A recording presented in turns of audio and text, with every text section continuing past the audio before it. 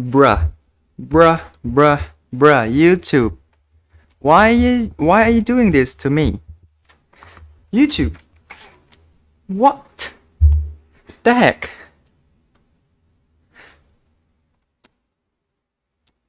Great.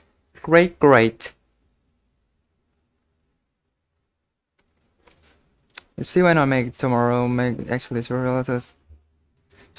Hey,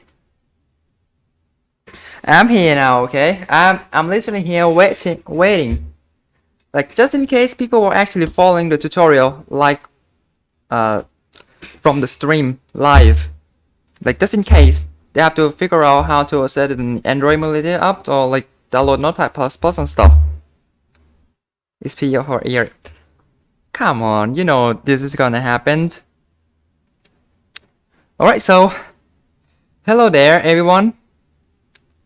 Today is the day that the secret of PvZ2 modding will be unveiled. Wow. But yeah, so this is what I have prepared so far. We'll be having a total of 6 big like discussions and lessons that would hopefully help you learn how to make a custom level in PvZ2. I hope.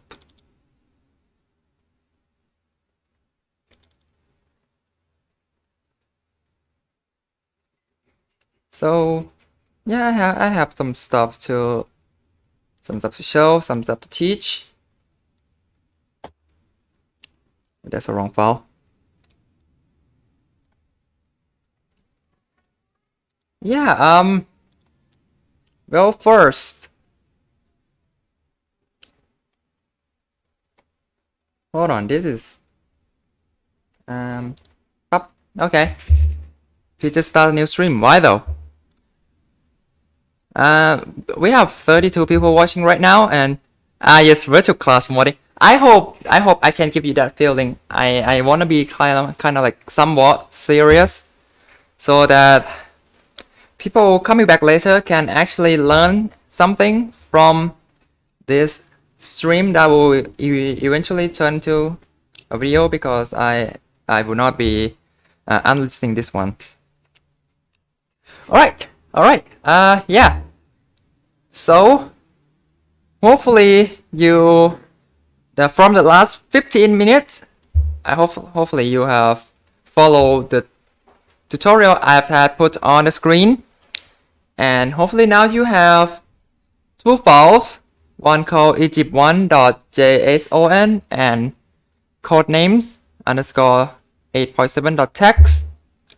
I hope you already have those 2 prepared, and a text editor of your choice, either Notepad++ on PC or QuickEdit on Android. I don't feel weird. There's like 100 PvZ2 mods releasing this year. We will see how succeeding this stream will be. But alright, I hope you have those 2 files prepared. So now let's get down to the business. In PvZ2, stops in games are controlled by a file type that's called JSON. You know file type, right? The dot thing that follows the file's name, you know, like .text, .mp3. Yeah, PvZ2 is controlled by these .json files. And what these files are, they are literally just text file that you can open with anything, but I recommend those programs that I mentioned earlier.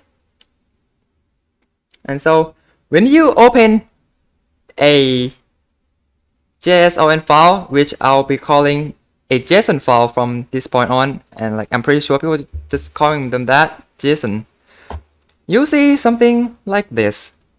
Let me zoom in so that it can be more easily read. All right, you see a lot of stuff. They are codes, and like, well, what is this? They are so complicated, and that might scare you. But just trust me. Whoops, sorry. It's easier than it looks. It's easier than it looks. Right now, you're just confused, but hopefully, when this stream ends, you'll have a tiny bit of knowledge and know what's going on in here. Yeah, it's fine. It's fine. You don't have to know anything about coding at all. You just have to know that these files .json, these will contain the stuff that we'll be editing today. All right, so now here, hopefully you can see the file names here is egypt1.json. This means this is a level file for the first level of ancient Egypt. If you put this file into a game and then you play, you click enter the first level of ancient Egypt, you will see this file. So here is the first lesson. Before we actually getting to edit the file, we actually have to know how to put the file name, how to put the file in the game. Because if we can't play our level, then what are we making them for, right? And so here's the lesson number 1, working with the file. So hopefully you have a tiny bit of knowledge on how File Explorer works. You know, how you can copy and paste files, how to move files to different folders. Hopefully that's like in the back of your mind already. Because I would have no idea how to teach. Why did I click that up? Hold on. There. Because I would have no idea how to start teaching if you don't have that prior knowledge. Alright, so here is the emulator that I'm using, right? This here. If you don't know how to copy file, trust me. There are people that actually don't. They actually are, trust me. So,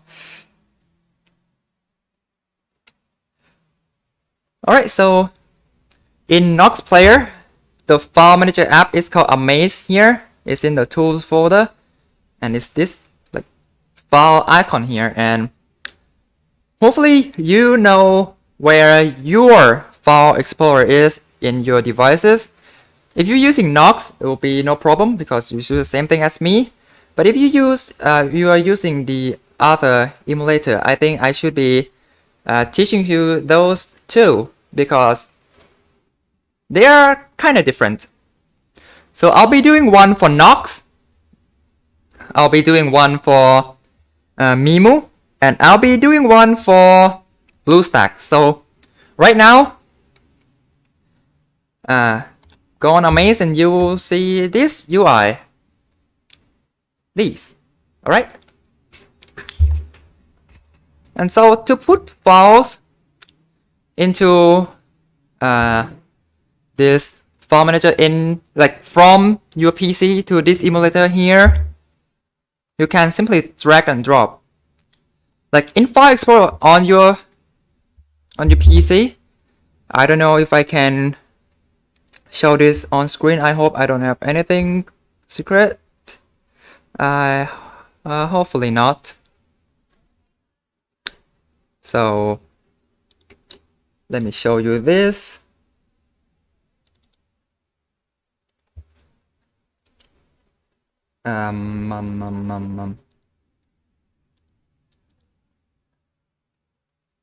Does it show on screen? Yeah, it does.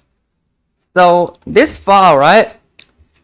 This was the lower file, as I said, and you just have to drag and drop it on the Nox window. That's it.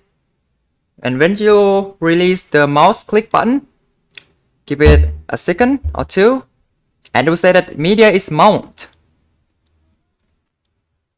And here is your file. So you have successfully copied your file from your PC to your Android emulator. And from this point on, you just hold down and copy or just cut. You can do either. In this case, I would just cut. And now you have to know where to place, right? And that's, yeah, let's go see. So go to storage, and you see a folder called Android. Just click on it. Data, just click on it. Whoops, the input file is still on the screen. Okay, sorry.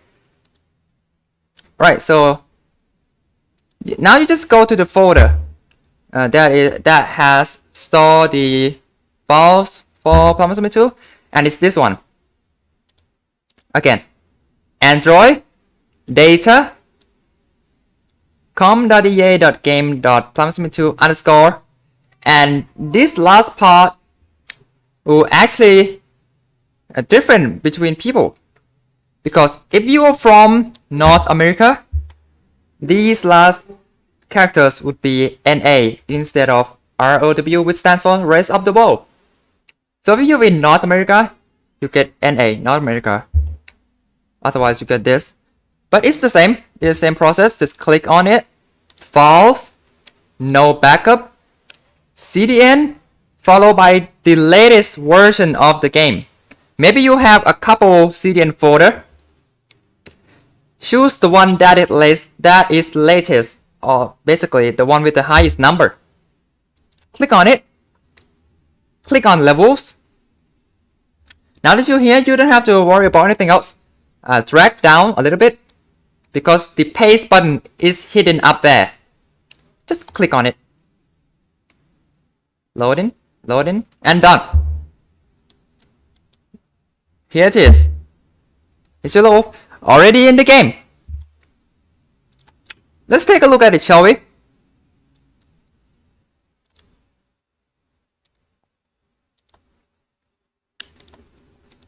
Now we can enter the game and see if anything has changed.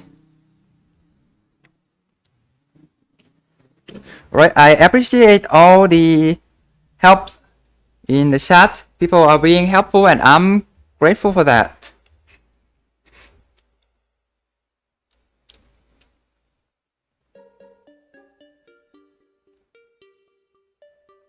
Right, so this is the game. Ah, great, right. I did that.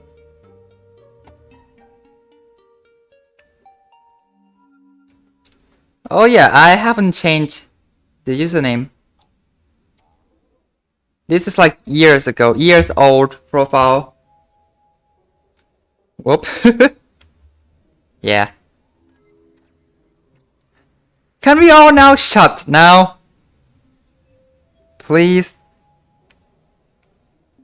How useful 8.7. I'll tell you later. I'll tell you later.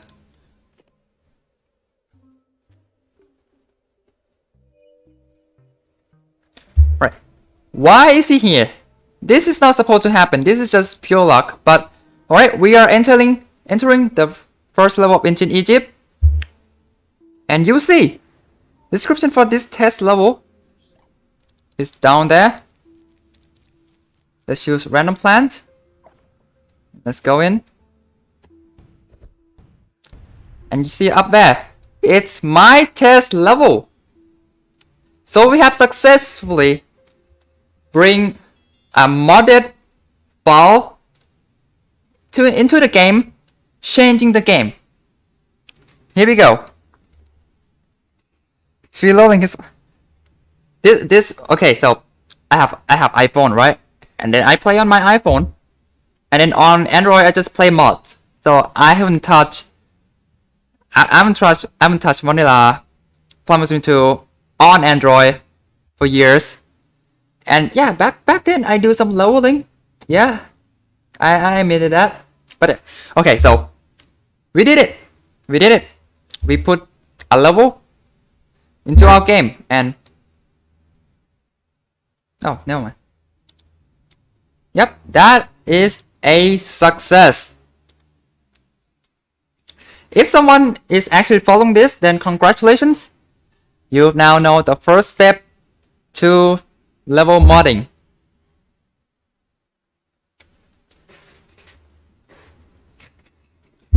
How do you unlock all those? This is so I can test my level without beating the level where my modded level is. Oh yeah. Oh yeah, that is a good question. So it doesn't matter because you can just rename your level into anything, including just reusing Egypt 1 every single time. So like, sure, you want to make a modified version of, let's say, the Wild West boss level, that would be Cowboy 25. You can just rename that to Egypt 1 and it will be the Wild West boss battle, but just now on the first level of Ancient Egypt. So it really doesn't matter. Alright, next up, as I said, this file moving thingy is kind of different between all the emulator out there. So that's it for Nox. I'll be back to Nox later because that's my main emulator. But next up will be Mimu.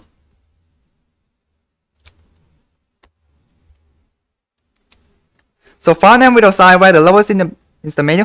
Correct. It doesn't matter what actually in the level. The name is where the level will be placed at. You can make a piracy levels and put it in Wild West. Who cares? The game don't. The game doesn't. You can take the pirate one and rename it to a modern 34, and the game doesn't care. Alright, now Mimu is on my screen.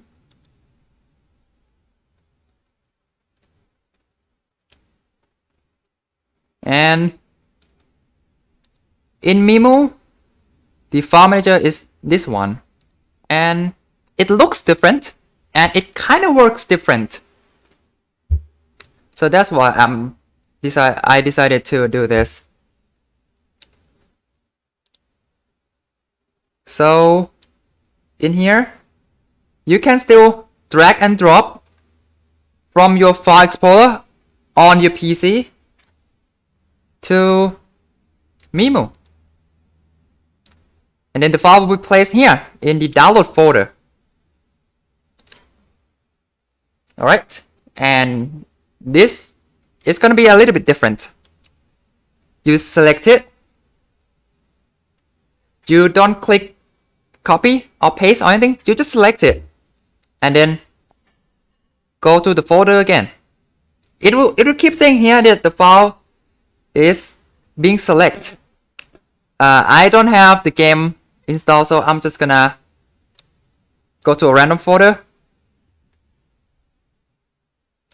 I have this one, but fine, I guess. So like same place. It doesn't matter what emulator you are, but the directory, the folder that you have to go in is the same. And this doesn't have the CDN folder. That's fine. We're here to paste the file. After that, after you in your destination, your folder that you have to be in, the CDN folder, Content Delivery Network, if you're wondering, by the way. You have to click the 3-dot button there. I hope you can see my cursor. Click the 3-dot. And here are your options. Copy selection here, move selection here. So this is why it's different. You select first, then you go to the destination, and then you do the action. In the Nox we saw, you select the file, you hit copy or paste, then you go to that destination, then you do the action. But here, as I said, it's different. So I'll click move selection here, and bam. Egypt1.json is now there. So that's how to do it on Mimu. Alright, and the last one I'll be doing this is Bluestacks, one of the most popular emulator out there, also one of the hardest one to move file in and out.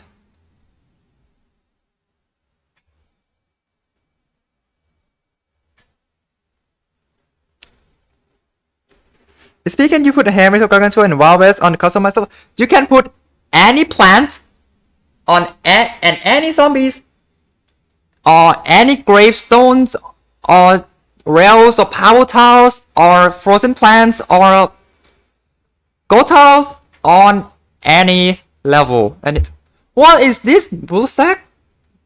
Oh, thank God it's not showing on screen right now. Bluestack is weird nowadays. I don't like it. Full stuffs. But here is Bluestacks. And you would think that this is the File Explorer. You would think. But it isn't. This is not the file manager. Can you believe it? Because this thing, you cannot copy and paste, you cannot move, you cannot cut files with this thing. Amazing, right? Just great. Why would you even put it there? So what you actually have to do here is go to settings.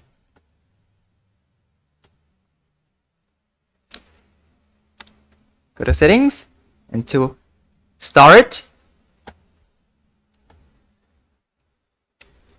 And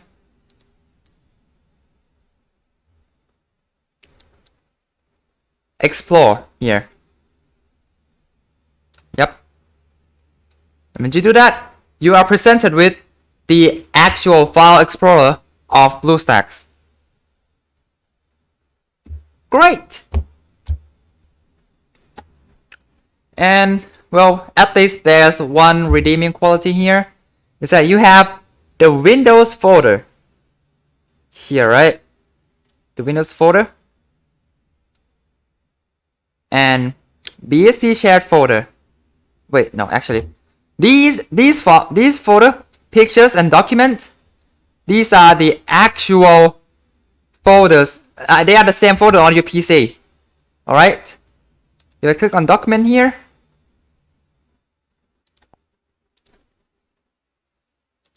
Oh, never mind then. It's a glitch.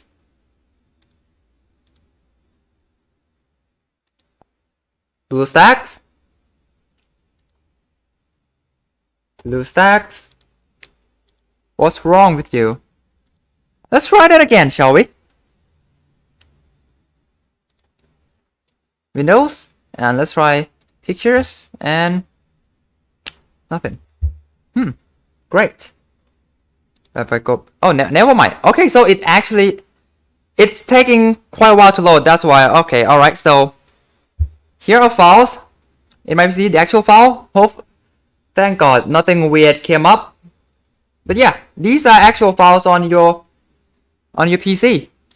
So you can just, you know, put your files in the document folder or picture folder, and then, okay, let's just.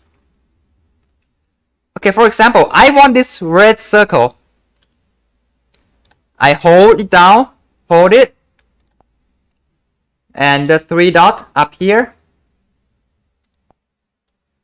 And then, you know, so copy to or move to. I'll say move to. And then you can move to your stop. Like usual. And when you are there, when you're at your destination, you just click move here. Alright, simple. But, it's not that simple. Why? Because if you are doing this for the first time, this is what you'll see. There's no the phone icon that I go through and two of my files. There's none of that. because you have to click this 3-dot button again and click show internal storage. Like, oh well, at least you have to do this just one time. Just one time and you have this option. And then you just go on your day, Android data. This is, oh, click this button so that you can actually see the full name. You just go to, like, as usual, you know, and then click move. And we'll say moving one file, and it is done. The file is being moved, and the file has moved. So that is how you move your file from your PC to your Android emulator. 3 of them, in fact. Right. So, and if you're on Android, if you're on like actual Android devices, it's the same thing. But you don't have to import because the file's already there. You just, you know, move the file from wherever it is, maybe in your download folder because you just download that file, copy it or move it to that folder that I have shown you. Bro, where's Auto Return? Well, why is hiding internal storage an option in file manager? I know, right? That's why I hate Bluestacks to guts because of this. I hate it. If someone is using Bluestacks, change it. Use something else. Right? And the fact that the file manager on your main screen is actually the one that doesn't work. It's great. Amazing. Good job.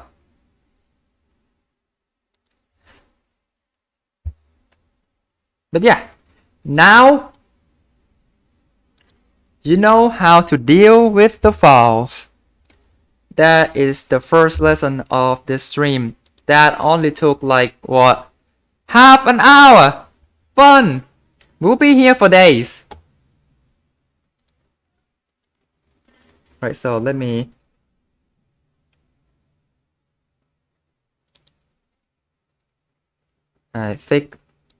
tick this one. This one is now done. Now this one will be next. And it is basics of Planet Sesame mechanics. Before you actually start doing your modding, you have to know how it works, right? Like, if you don't know how oops, not this one. If you don't know how your game works, then how are you gonna mod it, right? Half an hour and I learned nothing. Just like school. Okay. So we'll be back on this file now. The level file here. Get in the module. Not now, not now. We are currently at the basics of Planet Sesame mechanics. You see, the next one is understanding the codes. So I'll explain this whole thing fully in the next lesson. For now, it's time to tell you how Planet Sesame works. Great! Alright, so I think it's best for me to play the game while I'm explaining, so it's easier to see. It's easier to visualize. Yeah. So I'll get into the game, playing the custom level that I specifically made for this, obviously. Yeah, I'll be playing the level and I'll explain things that you might not have realized when you are the player. All right. Spoiler ahead. If you know these things I'm talking about, then you can just skip this entirely. Weight percentage zombie point spawn system, zombie delay. Yeah. If you understand what I said, then you have no problem. Coding 101 is free for P. This will be fun. Hey there. Thanks for telling my name again. Alright, so when you play, right, you just plant plants and just let it rip.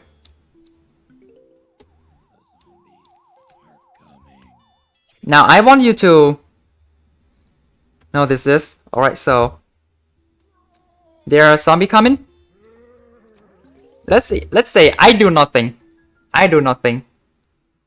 I'm just not gonna do anything to this guy. What's gonna happen?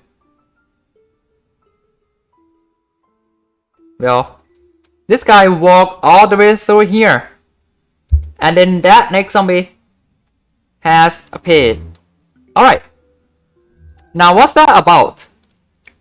Well, let's restart this and...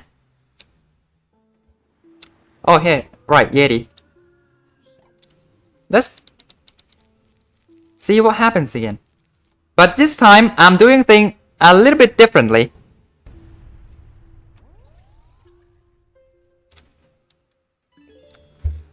Alright, I'm just gonna wait for the zombie to appear on my screen. Alright, it has appeared. What happens if I put my cabbage pot now? Alright, it's attacking, of course. But look! Look! We just saw that in the last attempt, when we did nothing, that zombie has to walk all the way through this column for the next zombie to appear. But now look at that. The zombie is being damaged and the next zombie is appearing almost right away. What does this mean? It means that the game, when they spawn the zombies, it's a little bit more complicated than you think. To put it simply, if you do nothing, the game will wait for quite a amount of time. Right? It isn't just the first zombie, it's any zombie. I'll explain a little bit about this, but see, if I don't attack them, they don't come. They don't appear next.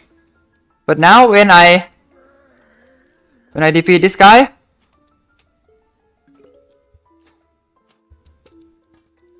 no zombie are coming either. So now let's damage this guy. And the next zombie appear right away. So I'll explain this now. This game, when it spawns zombie, they spawn it in groups. Of course, the early game you have just one zombie walking in, right? But a group can be just one. In this case, we'll be calling them wave. A wave of zombie. Zombie will be spawned in waves. Alright? So the first wave, we just have one zombie. The second wave, we also have one zombie. Third wave, we still have one zombie, but it's cornered now. So when a zombie has spawned and you damage them, if the zombies lose more health than the threshold that we have decided, in this case, in vanilla is 70%. If the zombie health are reduced by more than 30%, so the total is now less than 70%. The game will immediately spawn the next wave. But if you don't do it, it will just keep waiting until you damage them enough to reach the threshold, or they have waited long enough. I think it's 18 seconds. Yeah, if the game wait 18 seconds, they will not wait anymore. They'll just send the next wave. But if you damage them, to make the total HP reduce to below 70%. Before 18 seconds has passed, the game will spawn the next wave of zombie right away. But here's the one weird thing. Alright. Let's say I attack this cone head.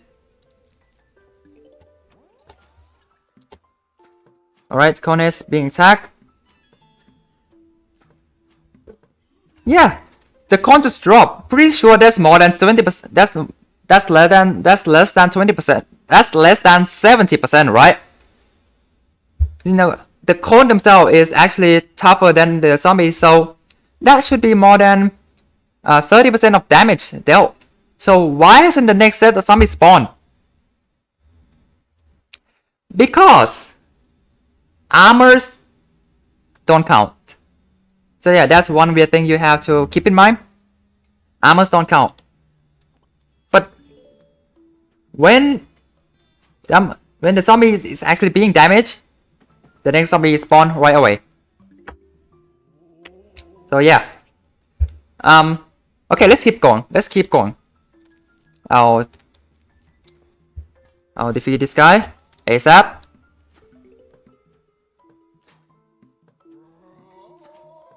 As you can see, no zombies spawn until the zombie themselves is actually damaged. Now, there are 2 zombies. How do you calculate this? Well, we count the total HP of the zombies.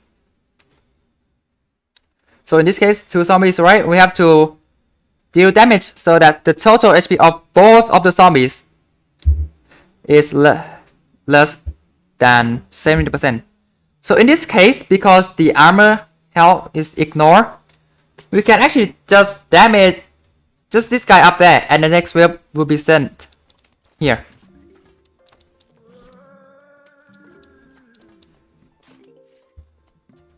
Just that guy up there. Oops, I think... Yeah, I think I deal both damage to the cone head and the Ra. But yeah, we count the total HP of all the zombies in that wave. So yeah.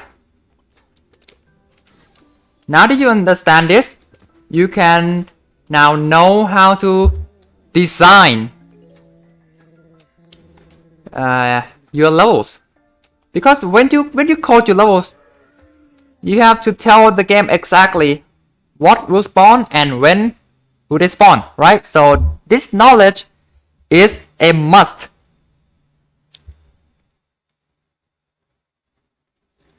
That's not, but the basic tutorial is not the time. Exactly. All right, I'm skipping all the tiny little details for now. The advanced stuff is not gonna be on the stream at all. We just it's just that by the end of the stream, you can now make your own levels, make your own normal level without problem. Alright. So now that you know how the game sends zombies, I think we can go on the next step.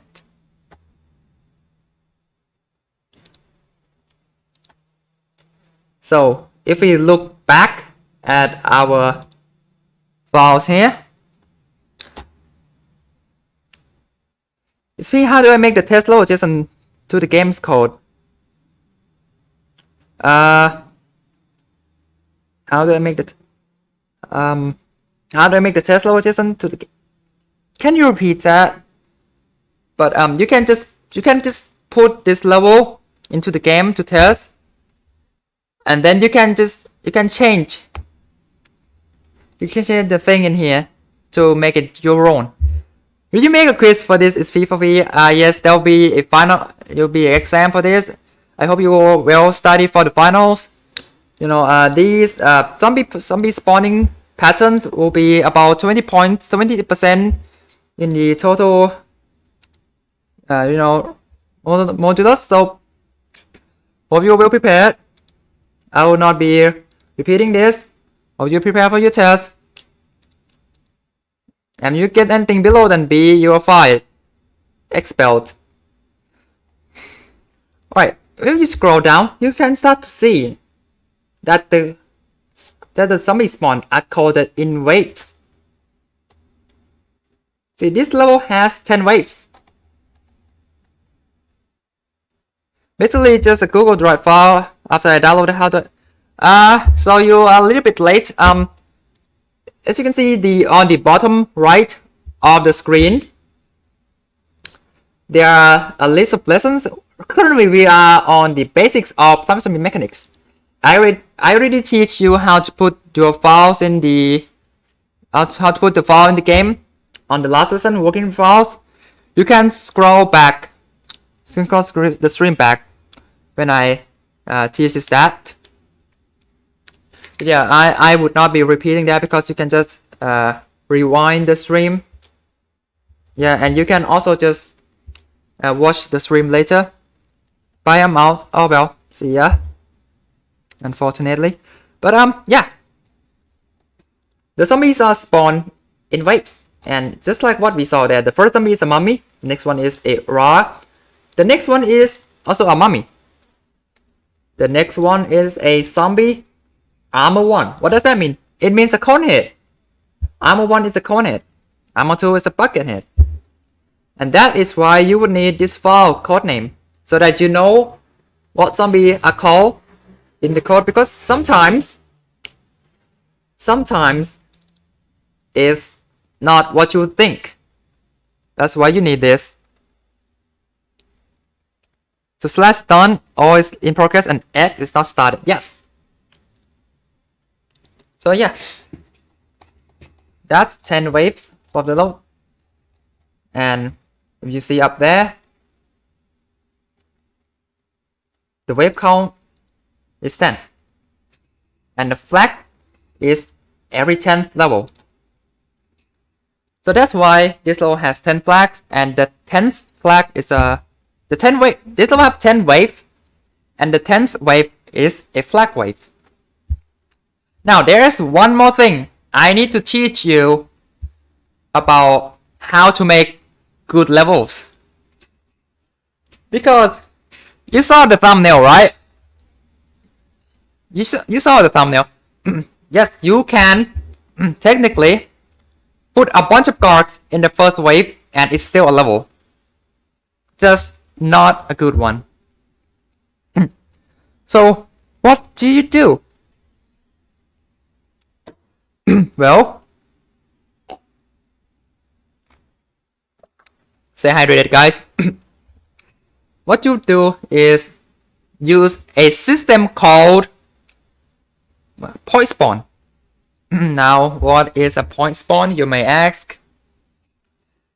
So, it's basically, let's think that a normal zombie worth 1 point. So, a cone head worth 2 points.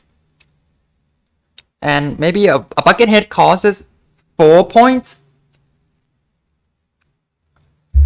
So when you start low, you want to start low, right? You don't want a lot of zombie in the first wave. That would be not cool. That would make a bad level. So maybe you will say that the first wave we have 1 point. The second wave, this is for vanilla level, so you can get a lot of sun. So maybe the second wave have 2 points. The third wave have 3 points. The fourth wave, right now players can probably get a lot of suns now, so maybe we'll jump to 5 points. And maybe 6. And maybe let's jump again to 8. And let's jump again. The difficulty should be higher each time. So let's go to 10. Let's go to 12. Let's go to let's skip to 15. And let's say this level let's say this level have 10 flag, 10 wave. So the 10 wave is a flag wave, and the flag wave has to be big, right? So maybe we would double the amount, or maybe triple, but I say double is fine. So maybe from 15 we go to 30. Yeah, so so this is kind of like the curve of the level that we want them to be. So now that we have a curve, when you spawn, also the first wave would be just a basic. Second wave we have 2 points, maybe a cone head, you know. The third one, well, we'll go a cone head and a basic, you know, 2 plus 1, that's 3, and 5. Let's go 2 cone heads and 1 basic. 2 cone heads, that'll be 2 times 2, that's 4, plus 1 is 5, quick math. That's all funny. 6, let's introduce bucket heads to this level. So maybe a bucket head and a cone head, that'll be 4 plus 2, that's 6. And you know, you just keep doing this until you get all the waves. God, my throat, hold on.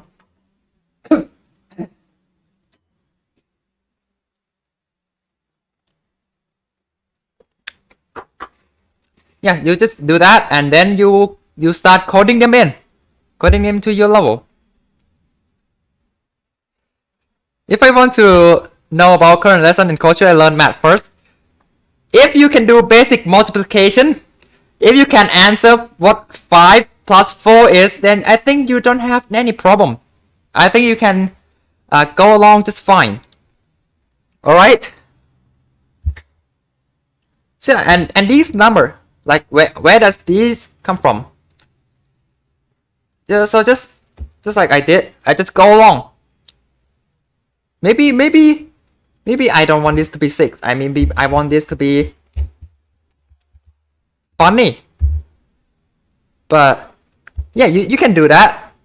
But then you have to make the level that reflects this point chart. And then you have to try it. Because when you make your level, you want to play your own level.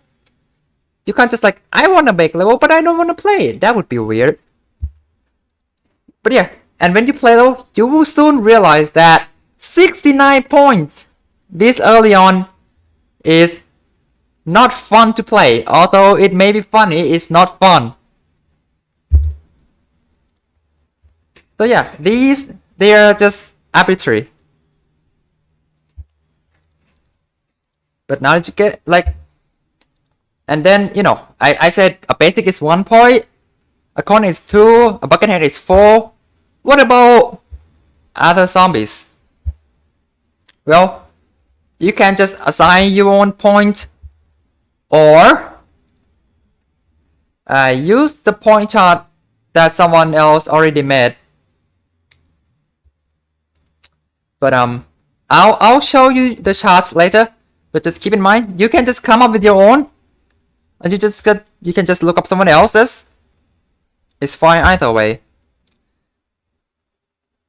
And there's the third way, which is to look in the game's file themselves. I might put this file to download, but let me recall it first. The file is, I don't want you to see the complicated stuff, because that would scare you away, but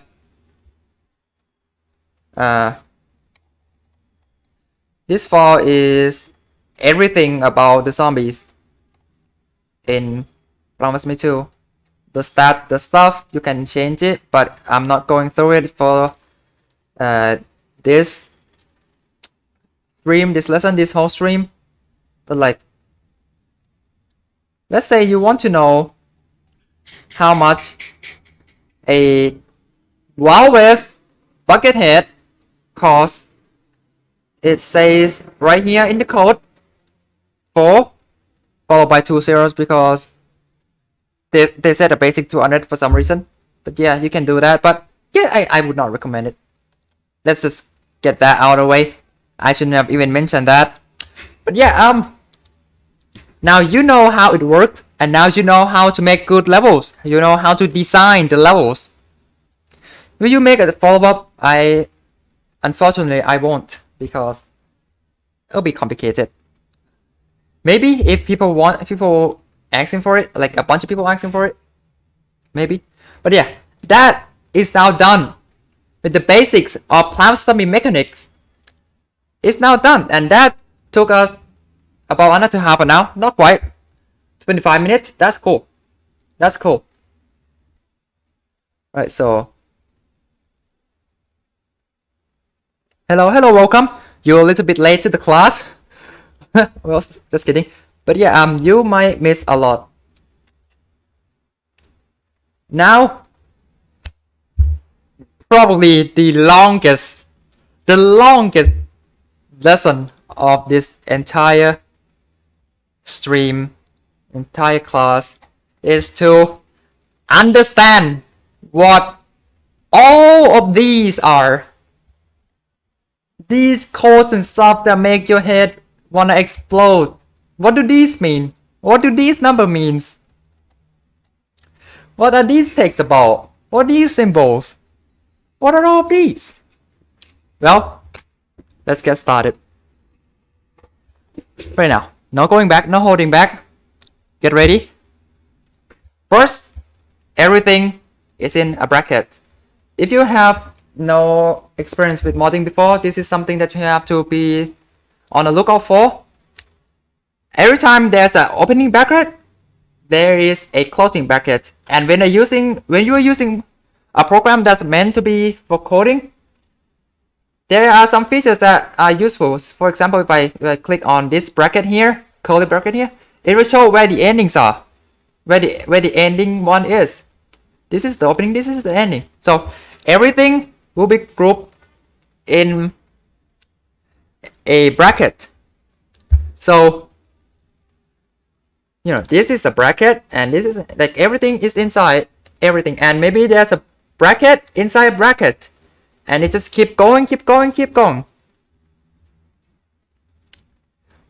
And yeah, now the first bracket that we will be dealing with is this one.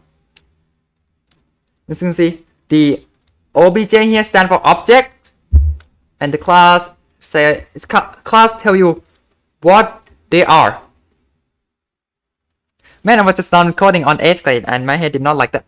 Well, if you have some coding experience, and you know you have to open one, you need to have to close one, otherwise the code will break, you know, that kind of stuff. Okay, so this thing is a level definition, and the data for the level definition is inside this bracket right here. When I say right here, I mean everything inside this and this. You know, there's a red line indicating that this whole thing is in this bracket and is the one that I'm talking about. Right, so first, let's go line by line. Description. This right here, description. So the next bit of this line here is the description of your level. What are the description? Description is the thing that appear on the bottom of the screen when you enter the level. Remember, in Vanilla we like players' names, trip to the world, like trip to ancient Egypt, to Paris. Yeah, you can edit them. Just edit this thing here inside this quotation mark, these two quotation marks. Anything that you would put here will be in that line that's shown when you first enter the level. So you can just say something funny, or just don't. Like for in Eclipse, it would be something like this, right? So it would be something like that, and that will be shown on the screen. You know, yeah, put anything here, and that will be the description for the level. Let's revert that back to this. All right, loot tells the level how to drop the coins,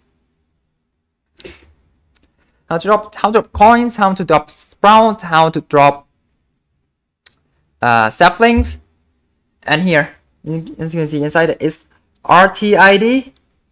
I actually don't know what this stands for, but anything inside the normal bracket after the RTID is going to be referring to a file in the game. So in this case, the file is called default loot. Wait, no. It's referring to a module called default loot. A module is a thing in the bracket. Alright. It's called default loot, which is at a file called level module.json and JSON. Yeah, and I can just open that file right away. Here's a file called level module.json, and if you search for default loot, it's right there. So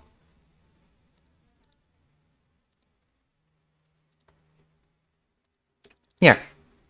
So this line here is referring to this. But when a file is asking to go to this level module, it's usually the stuff that you don't want to mess up with. So yeah, so this just tell the game to drop the items. And normally, don't do anything weird, just do it in the default style. A thing you can do here is change this from default to no loot, and that would mean no loot. That means no coins, no gems, no sprouts, no what else can drop? Yeah, nothing can be dropped, basically. Yeah, but we don't do that. We just on a default loot. We can make level for grind coins. Yeah, true, but I'm not recommending that. Alright, and next up is the modules. Modules here tell you the stuff that this level have to know. I'll go to this later, but these two are easier to explain. Name, literally the name, the thing that is up there. Literally that here, see, my test level is this thing, my test level, the name. Whatever you put here will be shown there on the top of the screen below the progress bar. And again, you can change this to anything at all. And one thing about this is that both here and here you can use this special, not command, but special thing where you put you put this. If the game sees this, instead of just displaying whatever this is, it will instead display the player profile's name. So in this case, it means it's P for P, and I can add myself.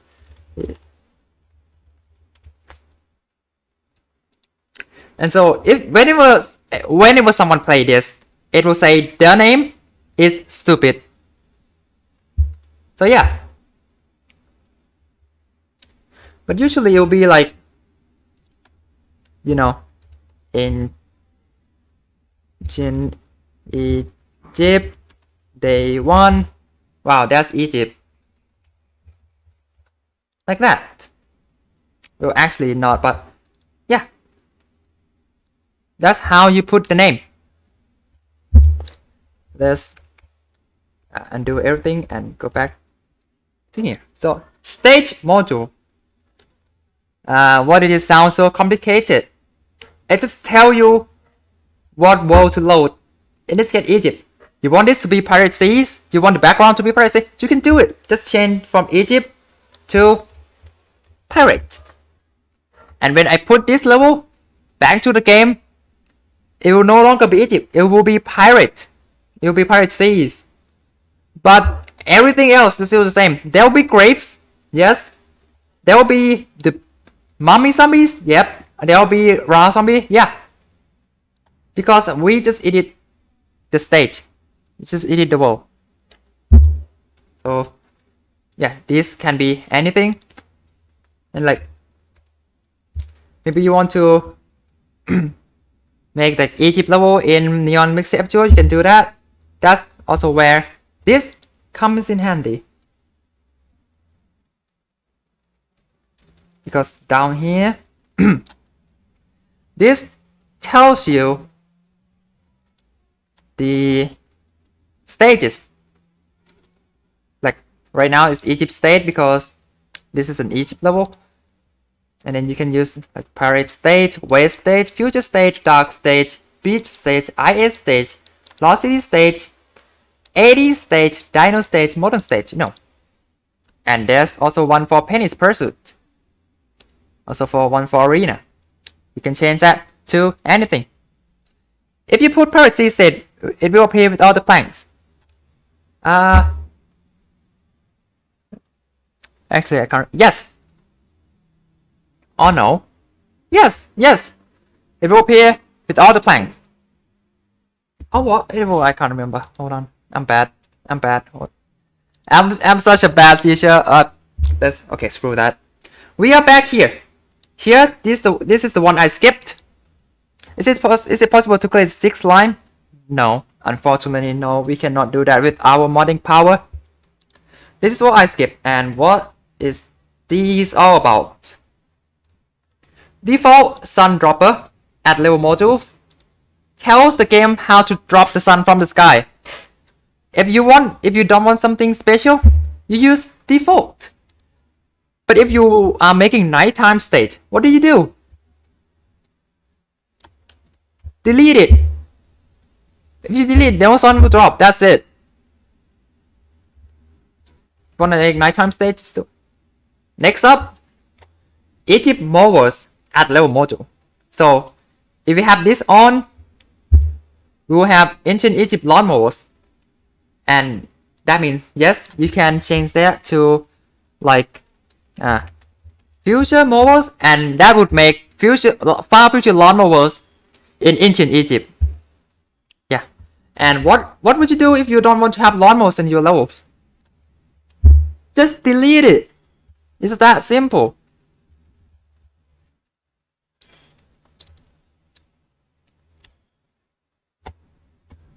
So like the brown text are the one you change. The blue are the indicators. Yeah, that's correct. And that's why you should be using Notepad++, because if you open this same file on normal Notepad, it will all be just black text. Alright? So this is why this is useful. This is why I recommend using Notepad++, or actually any kind of coding program. I just so happen to like this program.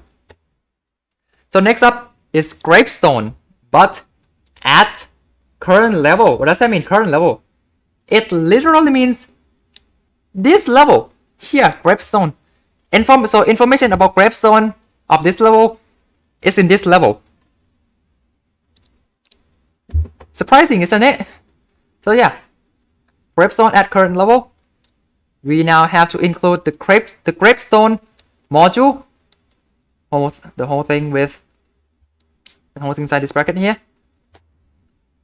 Yeah, and that is how you put in Gravestone, and that's also how you put in things like rails, minecarts, power tiles, you know.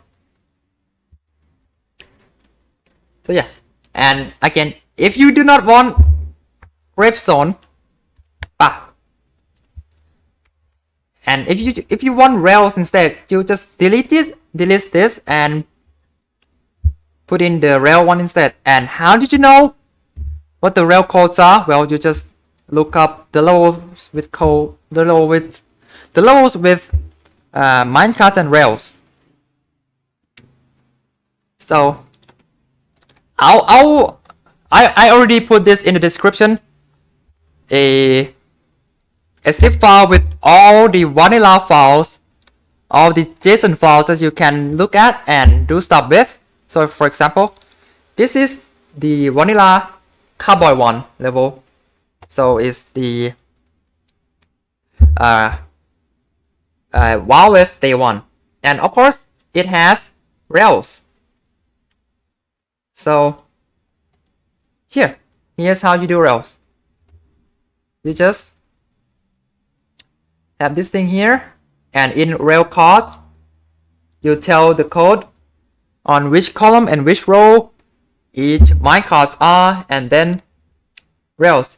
You tell them where it starts, you tell them where it ends, on which column.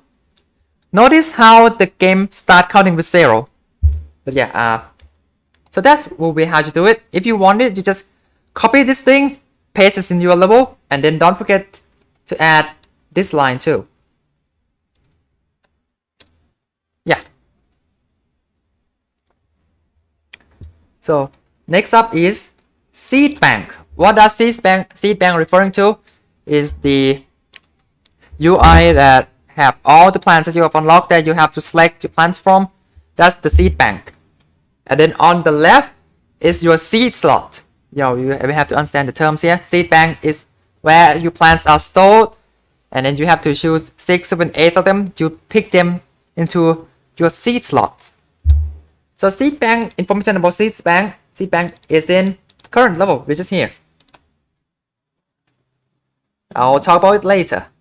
Right now we will have to deal with all of these first. Next up is standard intro. Standard intro, what are they?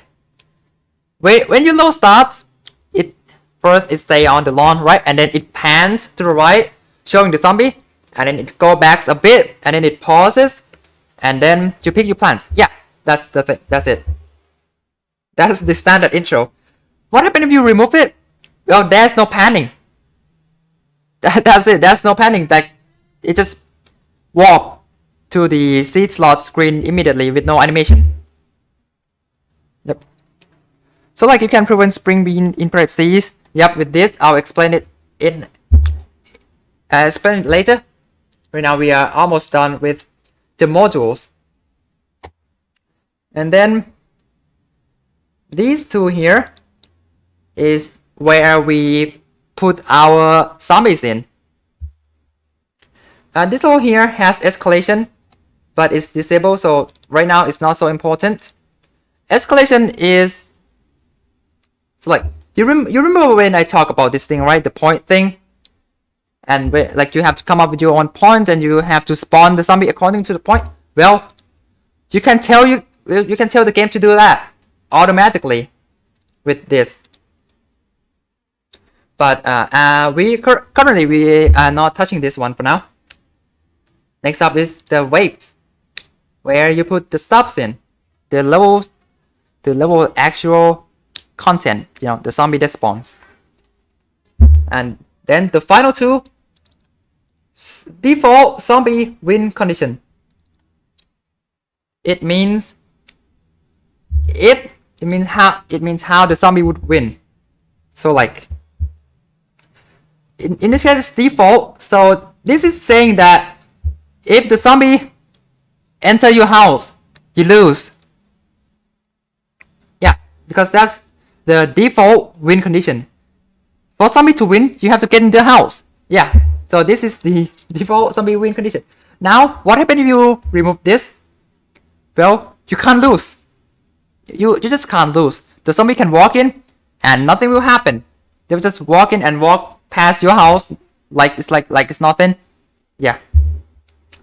And that's default. And then there's, you know, for example, the cannons away level in PvZ, where you have to defeat the seagulls and get score and you know, beat the high scores. Yeah, now you have to put that code there instead, so that you can actually lose by not having enough points. Because if you don't have that, then it will say that you don't have enough points, but you win anyways, because this condition is not does not appear in the code. So yeah, so that was not used in Minesweeper in Eclipse. Yeah, right, correct. And also it's also in in Arena you have lawnmowers that can always respawn, right? So it's a different thing, but same feeling. And then the last thing is zombies dead win con. That means it's the win condition that if we beat all the zombie, if we kill all the zombie, we win. If we don't have this, we can't win. We kill the zombie, nothing happens because we don't have a win condition. So, yep. So this is all this level needs to know for this level to work the way it works. Alright, I'll be back in a minute, just a minute. Bathroom break, you know, it happens.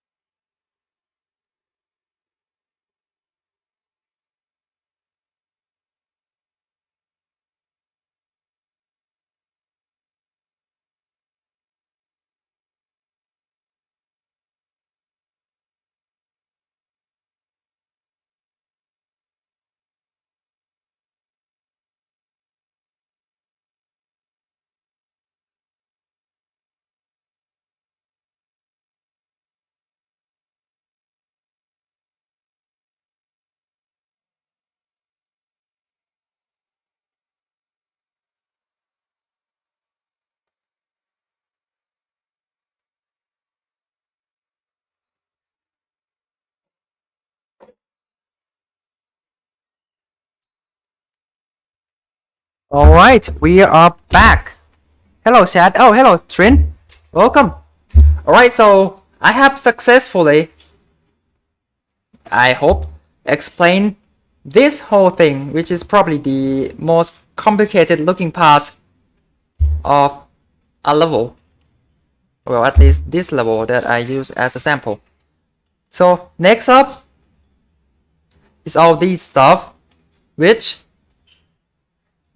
is, you know, when you double click in Notepad++, it highlights the thing with the exact same name here. So every modules inside here that has the tag current level must be addressed in this level, otherwise it will not work. So first is seed bank. Again, seed bank is where your plants are and where you have to select from. So yep, these, which, you know, are all unused because there's nothing special about this level, just a normal level. So the easiest one to extend it is blacklist. Any plant's name that is put here cannot be used, cannot be selected.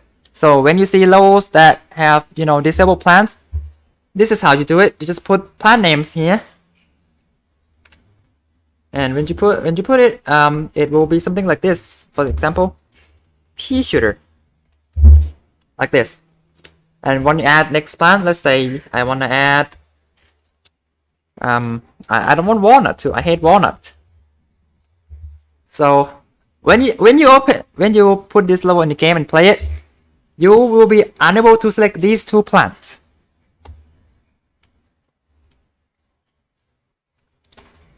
So, yep, that's the blacklist. Now, the whitelist does the totally opposite thing. The blacklist means you can't use plants in here. The whitelist means you can only use plants in here. So if I put pea shooter and walnut there, removing from here, put it here like this, that means in the seed bank, you see just these two plants, just these two. So like imagine like in endless zones, you know, endless zone where you have a few selected plants, that's how it would look like.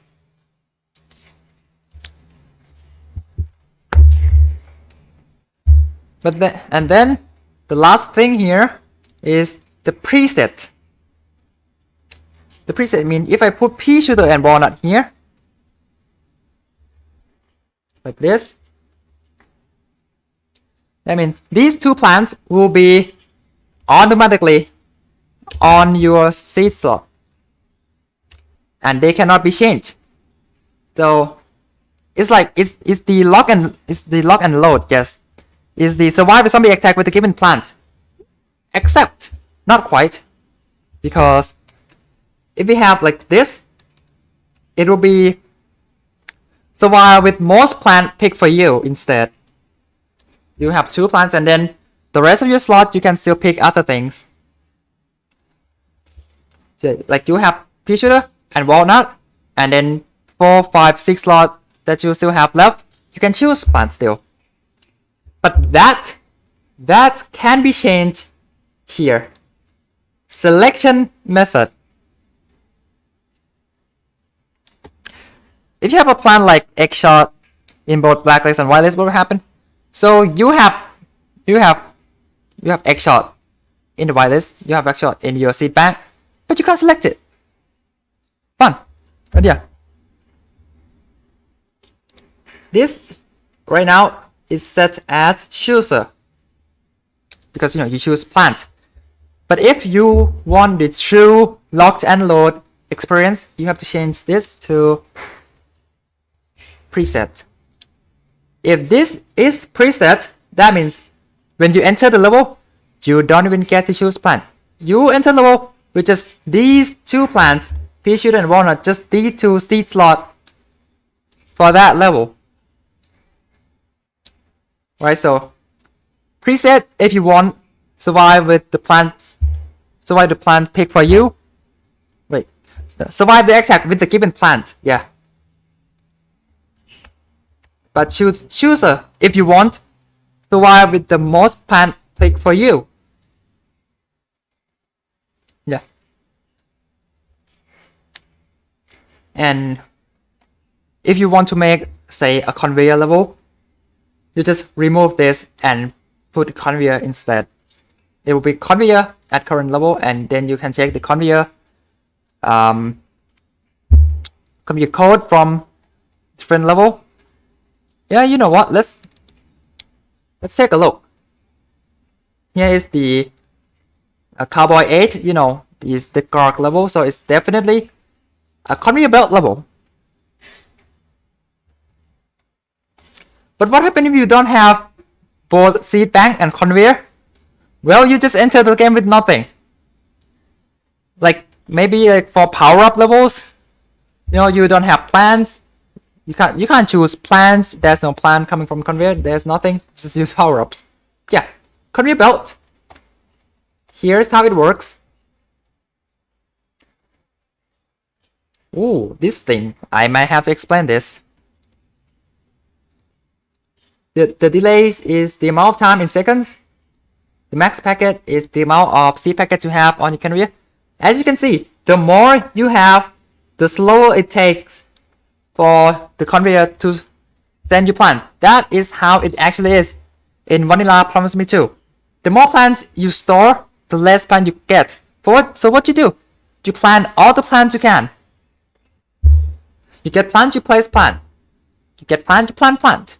Just keep doing that so that you will not waste any time waiting for more plants. So yeah. Drop delay condition. Most mods drop this, which is understandable because it's kinda stupid.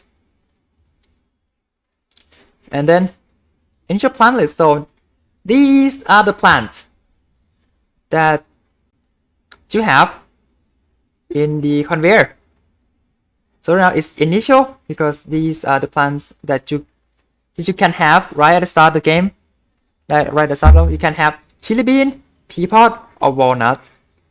Wait is how likely they will appear in the level. How likely. So the higher the number, the more likely it is to appear. So that's how you do the conveyor. And then there's the max count and max weight factor. That means if you have 3 chili beans, the weight will be multiplied by 0. So that means 0. So that means there is no chance you get chili bean after you get 3 of them. So that's what this means. So if you have 5 walnuts, you are not going to get any more walnuts. So yeah, that's how it is done. That's how conveyor is done. You can experiment on your own. You can try doing stuff with it. It'll be fun. Yeah, these stuff, ignore. They aren't used. Trust me, they're in use. So let's go back to our stuff. You know, I have to explain the whole level first, so that we can all understand what is going on inside a single level. Let's not take a look at all the other levels for now. Right, next up is Gravestone. Now this is pretty basic, as you can see. Spawn column start, spawn column end, Gravestone count. That's it. If you want to do the randomized, that's it. That's literally like where it first spawn and where it last spawn. Then how many you want to spawn. So this is what GPT used to make that level name limited. Correct. That 8-4. Correct. Absolutely correct. And the counter too. Correct. Yes. Right. Yeah. I'm glad that you actually understand how this thing works now. Now that it's being explained. So I'm proud of myself. Yay. Yeah. This is how you spawn grapes. Now there is a more complicated way to spawn grapes. You know, because there are many types of grapes. You know, in Dark Ages, you have like normal grape, then sun grape, then plant food grape. So let's take a look at a Dark Ages level. Here is the same thing, Gravestone properties. Same thing here. Gravestone properties. But it has a false spawn data. So this thing in here will be forced to spawn on these exact position. So on X4, Y0, it will spawn a Dark Ages Gravestone, for example. So that's how you can spawn many types of Gravestone. You do it like this. And then, you know, you can spawn the grapes mid-level. You can do that too. Like grape spawn, and let me, has to be somewhere here. So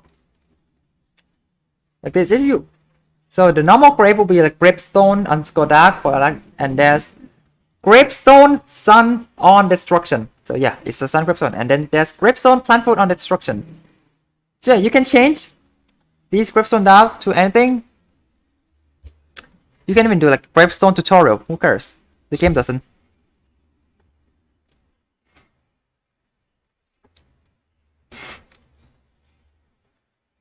So yeah, that's how you deal with grapes.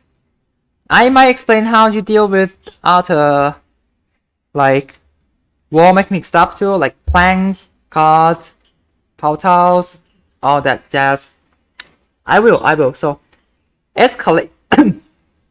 Sorry. Escalation.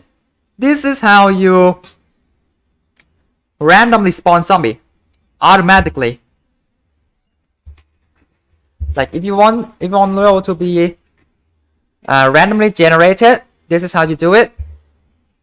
So you tell the game how many plant food to spawn. Yeah, and starting point. Remember, we use the 1, 2, 4 system, but actual game used them by hundreds. So maybe we should start with hundreds and then increment per wave. So how much to increase per wave? So maybe like 1. So if this is 1, that'll be like 1, 2, 3, 4, 5, you know. But if this is 1, this is 2, that'll be 1, 3, 5, 7, 9, something. But right, and by 1 I mean 100, you know. If this is 100, this is 150. That means 100, 250, 400, 550, 700, and so on. And then here's where you tell what kind of zombie that the game can spawn. So right now there's only mummy in here, but obviously you can put all kind of zombie in here, and the game will just randomly choose which one to spawn, and then it will spawn that, and then it calculate it, like it reduce the point to what they will have, and then they just choose the next zombie that they can spawn with the amount of points that they still have. Like it's like a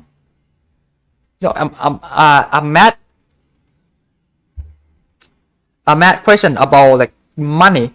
You know, like if you have $28, how do you can express them in $1 coins, $5 coin, and $10 coins? You say, oh, you can have $2 coins, one $5 coin, and three $1 coins. So yeah, something like that. But remember, like, so $28 coins is still the option. So the game can do that also. You say you have 1,000 points, they can just spawn 1,000 point. The game can spawn 10 basics if they really wanted to, but the chance would be really low.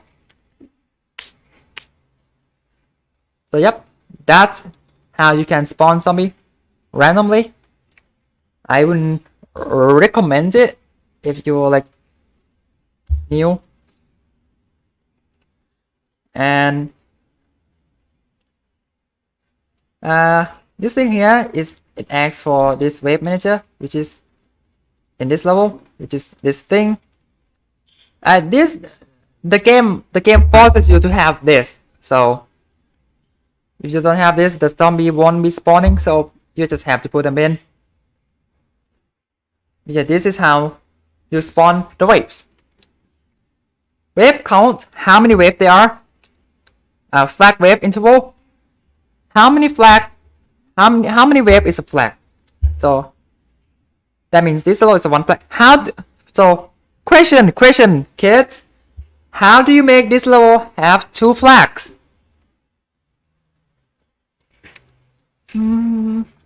Tick tock. How do you make this level have two flags?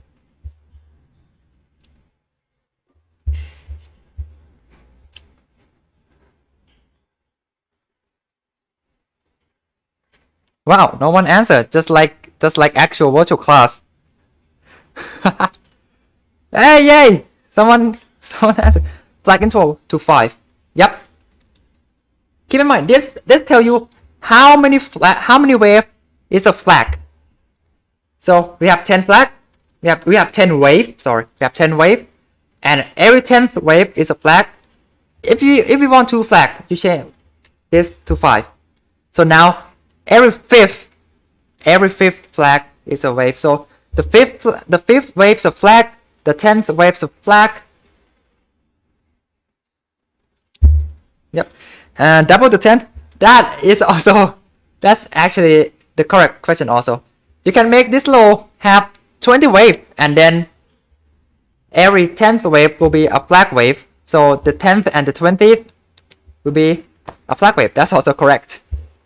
And if we change this to 2, how many flags would this level have? If this is now set to 2.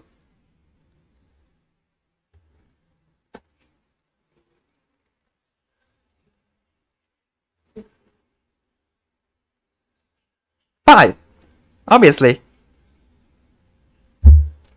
So every second, every fourth, on the second, fourth, sixth, 8th, and 10th wave will be a flag wave.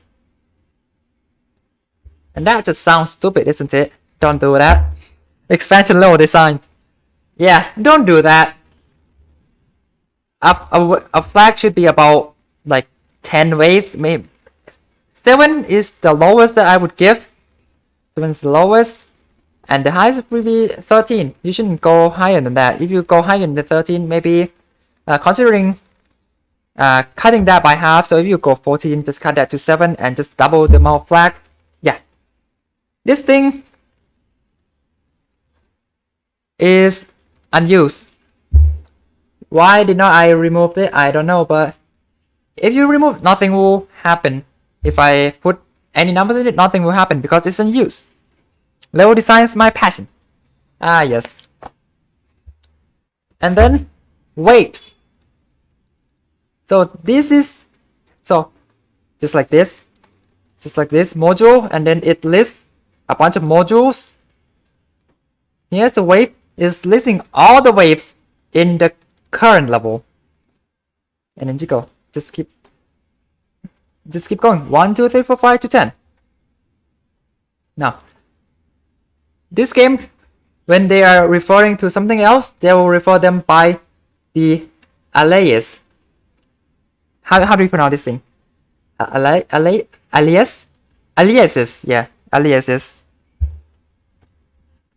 So for example, the alias of this is Wave Manager, even though its class is Wave Manager properties.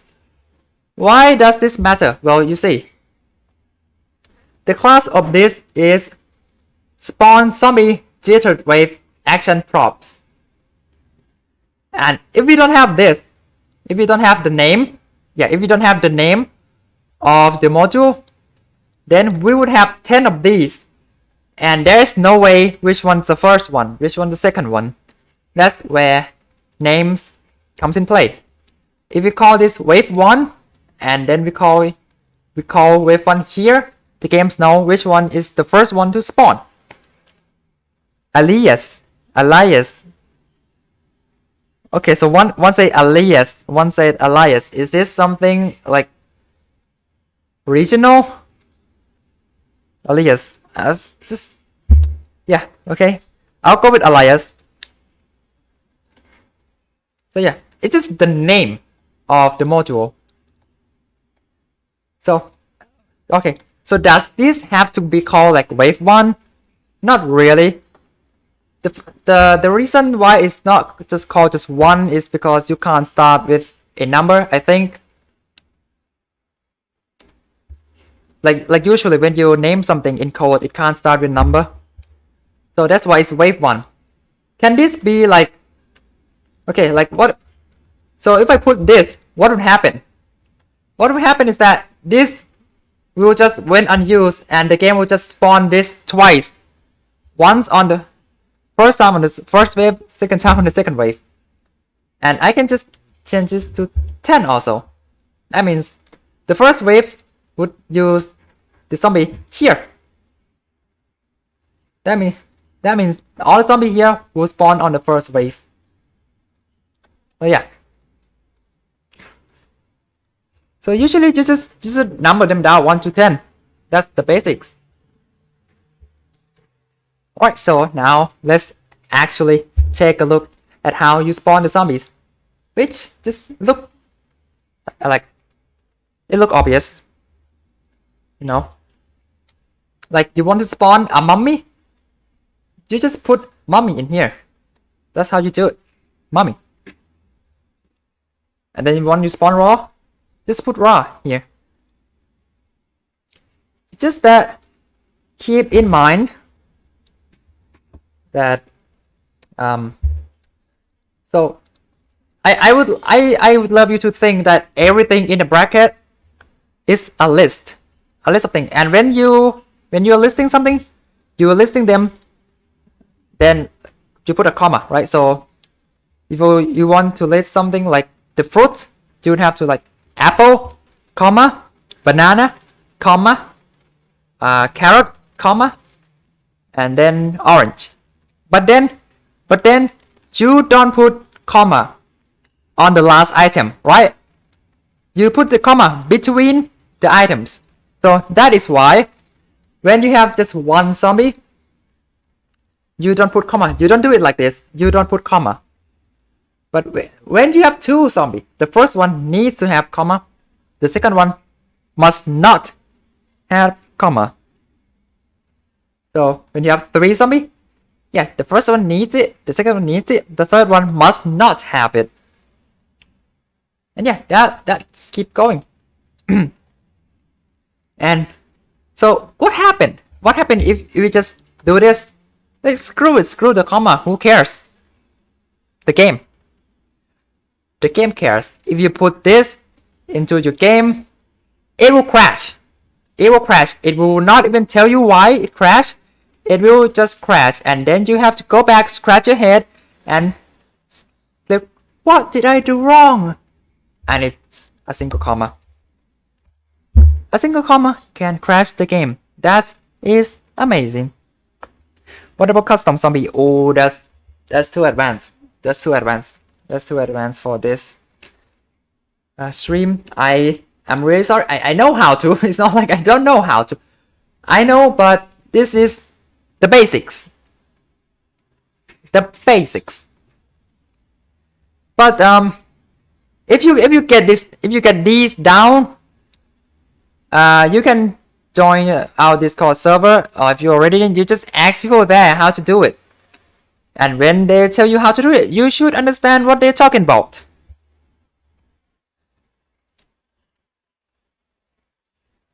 No customs of that, bruh.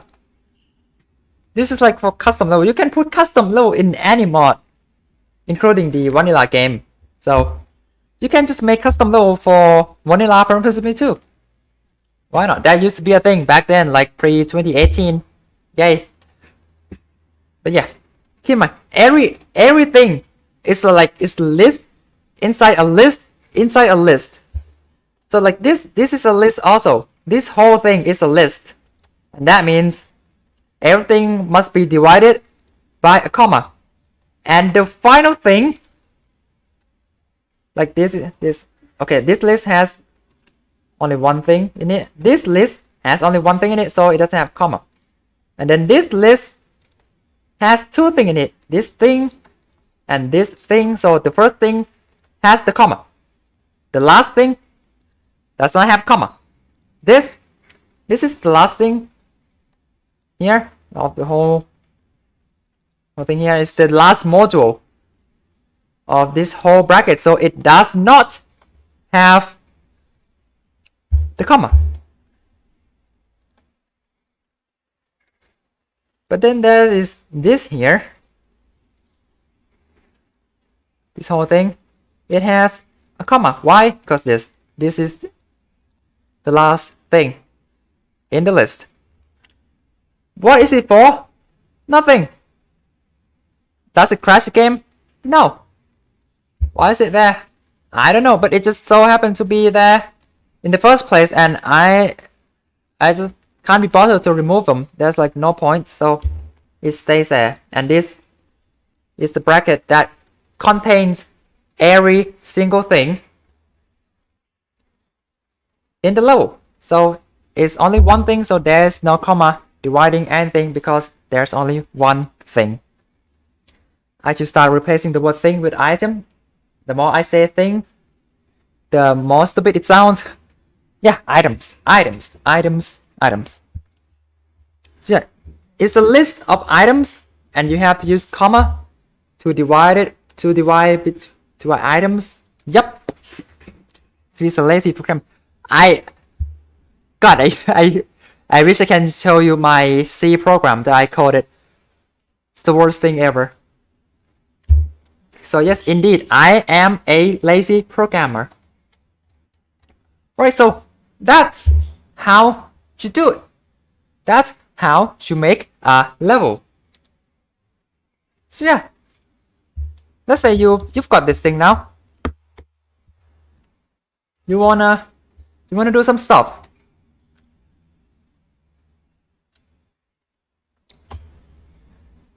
You can add the yeah. You wanna know why ELM does that? Because it's easier to code the program to do that. It's easier to code that every item in the list has a bracket, and then just put every item in the list has a comma, and then the last thing in the list is nothing. It's easier to code it that way than saying that keep in mind, keep everything in, and when it's the last thing, do not put a comma there. It's harder to tell the code to do that rather than just put comma on everything and then put an empty bracket afterward. But yeah. Oh, and this. I almost forgot about this. Additional plant food 1. What does that mean? This means there's 1 plant food in this wave. And that's how you spawn plant food. Very basic. Very basic. Just put it there. If you want 2 plant food in a wave, just do that. So that just change it to 2.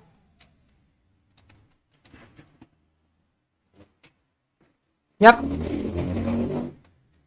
And then you can start experimenting now. You can start experimenting now, to be honest. Like you know everything. You can now like start changing this. You can now start changing this. You can change, you know, from Egypt to somewhere else. You can also change the movers. You can remove gray for something else. So yeah, that would be it for this lesson. The understanding the code.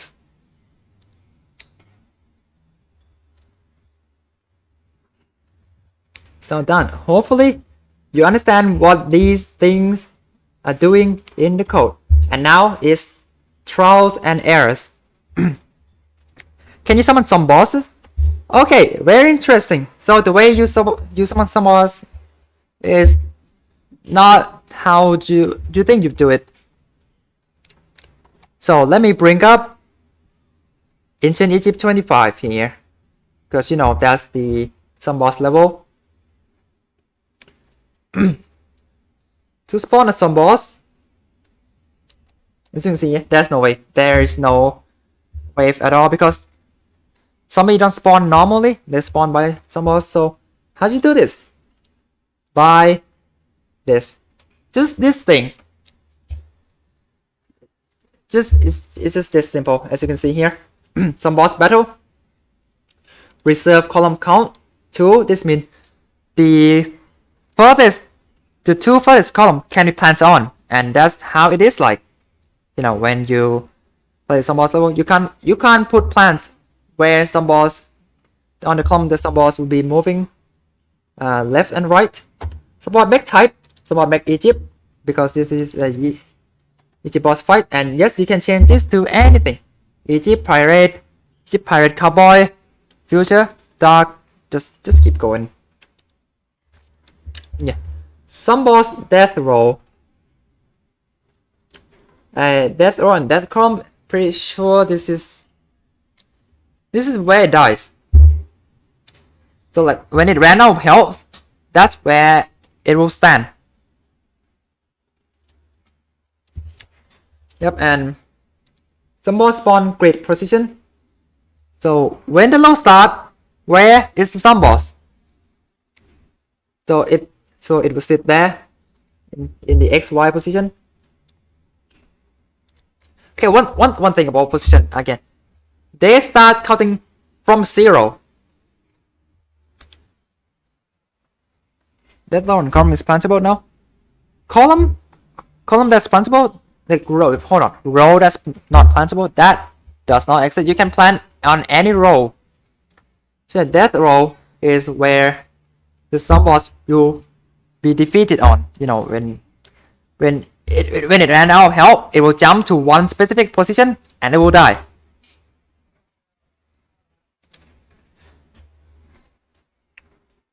But yeah, the position again, they start counting at 0. So this is actually, you know, X is across. X is down. No, X is across, Y is down. So it's just like your usual graph. If you have learned graph in your math class. So we start counting from 0. So X6, that means the 7th column, counting from the left, right? 7th column from the left. And 3 means the 4th row, counting from the top, 4th. So yeah, So 6-3 would be on our game screen here. 6 would be like 0, 1, 2, 3, 4, 5, 6. So 6 is here. So it's a 7. And then 0, 1, 2, 3. So here. Here is a 6-4. 7th column. Wait, 6-3. 7 column 4th row. Because they start counting from 0. So this is 0, 0. This is 8-4. Yeah, keep that in mind.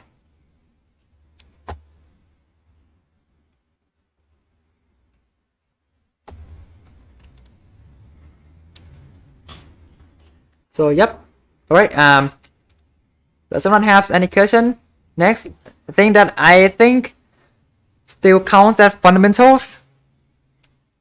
Oh yeah, right. I forgot that I have also prepared an extra file that have something that would be useful for level making. And it's this. It's the same level, but it's actually,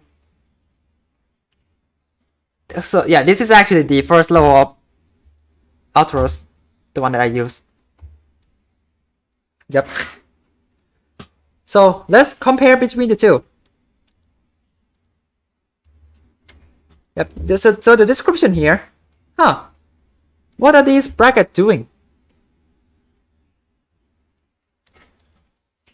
So when something is in this bracket, that means it's coming from a file called launch strings. Launch string is a file that contains every single text in the game. Every single one of them. So let me show you the file. But actually, I'll be using this one instead. So this one is players trip to Egypt, and I'll open the vanilla launch string file because I don't want to expose my own mod file. That's understandable. So here is the launch string. As you can see, on the left side we have the header. On the right side, you have the text.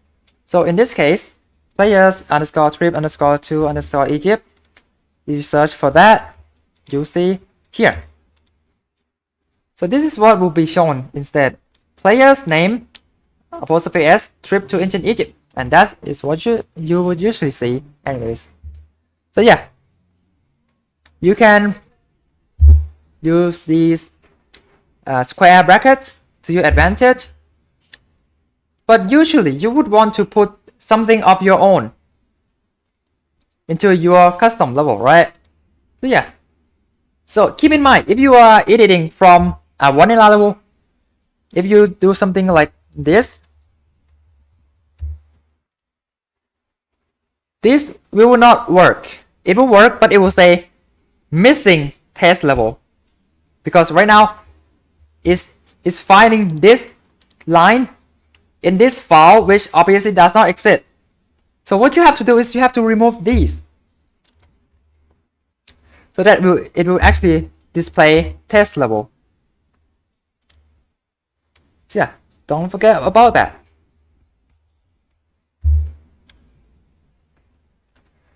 Oh great, oh great.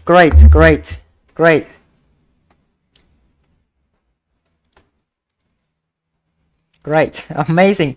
Good job, SP. Good job. This, again, this, as you can see, it has a square bracket. Well, this first one doesn't have it, because square bracket means it's referring to something. It's referring to a line in launch string file, launchstring.json. Here, as you can see, players trip to Egypt is this. So when the game sees this, it will display this. So if you want to change the level's name, and you do something like this, it will result in an expected way. Because the game is now trying to find this line in the launch string file which does not exist.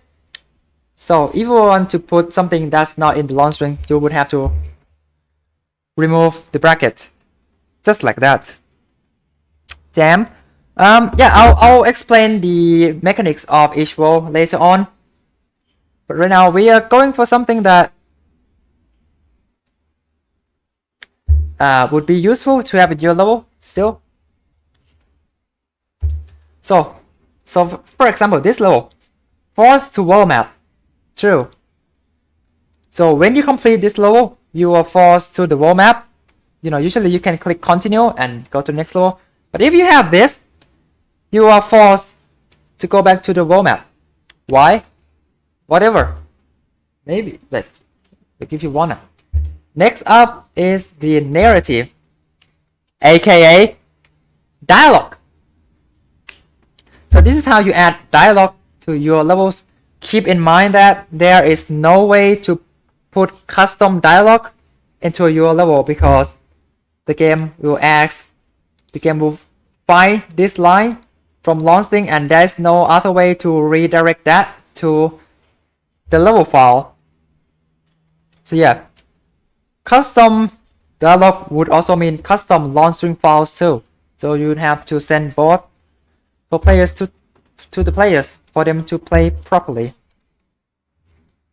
So you have intro, right? So intro means like before the load starts, and then outro for after the load is done. You know, for example, here is the outro, intro, outro. Also there is first and replay. So first is the first time you play the level, and when you beat it, it will do the replay instead. So on the replay, you can actually change it to something else. So like the first time you play it, you have a dialogue, and the second time you play it, it's a different dialogue. You can do that also. And then here is how you put rewards. Obviously, so reward type, what kind is it? It's a plant. It's an unlocking plant. What kind of plant is it? It's cabbage pole. And it's first time. So the first time you complete the level, you get this. If you complete this for the second time, you're not gonna re-obtain the cabbage pole. So here, for example, on the boss fight, instead of plant, you get a wool trophy. What kind of trophy? The Egypt one.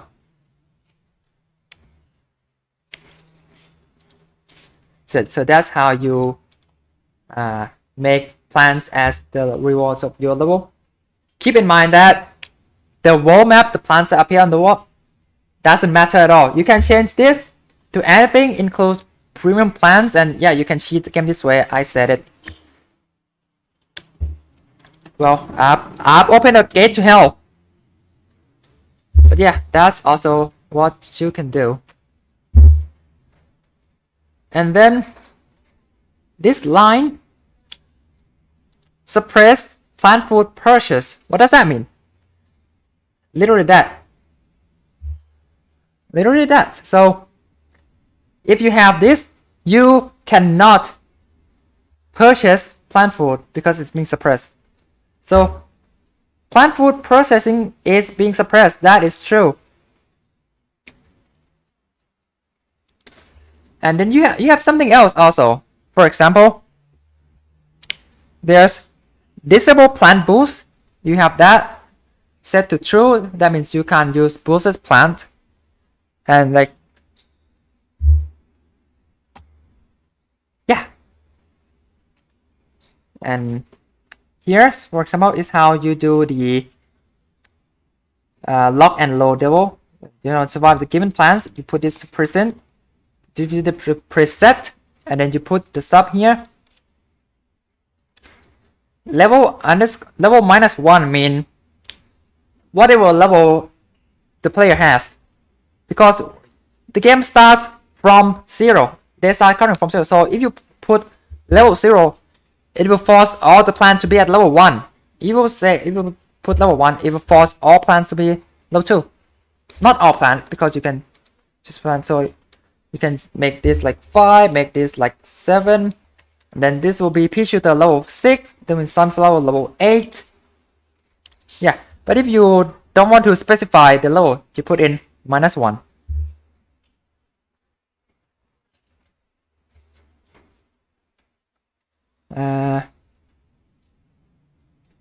Visible pencil tool at what part? Same here. So you technically you can put it in anywhere in this module, in this low definition module. It could be below this, it could be above this, it could be way up here, it could be way down there. But if you put way down there, don't forget about the commas.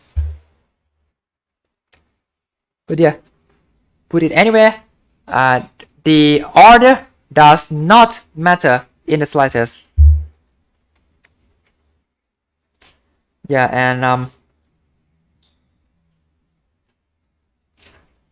oh, and this thing, it's not really that useful, but yeah. Zombie countdown, huge wave delay. So yeah, we know about the zombie delay, right? Well, on the final wave, you can actually set the game to wait for even longer.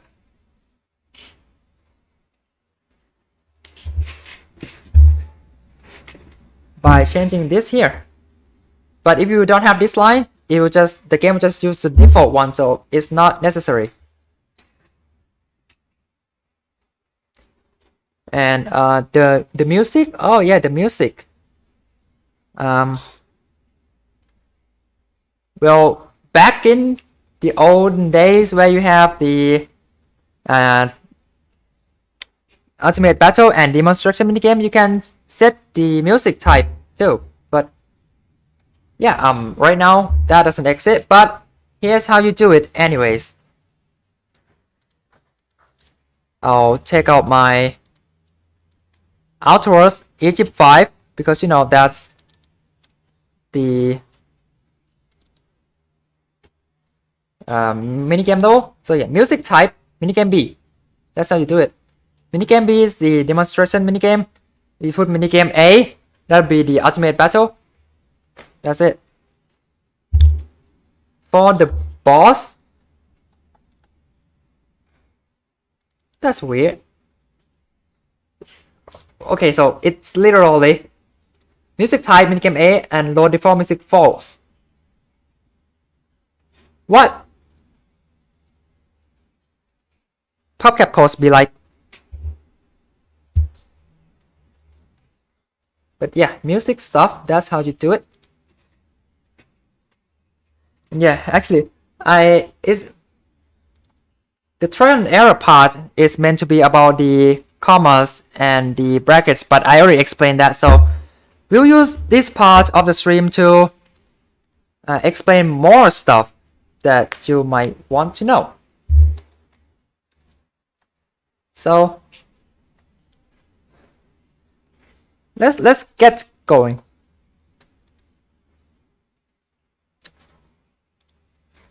We are going to explain the world gimmicks in code worlds by worlds now. So of course Egypt is all about graves, and I already explained graves. Oh, and there's one more thing, don't forget. There's the gimmick of the world, and there's also the ambush of the world. So how do you make Sandstorm? I'm just gonna grab a random level. As you can see here, if you want to add a Sandstorm, for example, you want to add a Sandstorm to the 8th flag, you would have to add this, and then this thing. If you scroll down there, you'll see how it looks like here.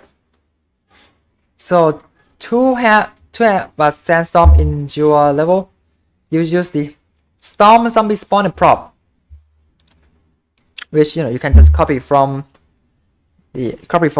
the existing level. You don't have to remember all this stuff. You just have to remember which level have what, and then you just copy from that level. So here, basic stuff: column end, column start, group size, time between groups. So we have 4 mummies, right? So it will spawn 2 mummies at a time, and 2 seconds between group. So yeah, so it spawn 2 mummy, and then wait 2 seconds, and it spawn 2 more mummies. And the type is Sandstorm because you can easily change this to Snowstorm, and it will be Snowstorm. So like this here, the group size is 2 still, but the time between group is 3. So 2 mummies, wait 3 seconds, 2 mummy, wait 3 seconds, and then one mummy. And the same thing here. So that's how you spawn the Sandstorm. Next up, we are going to Pirate Seas. We are dealing with the planks now.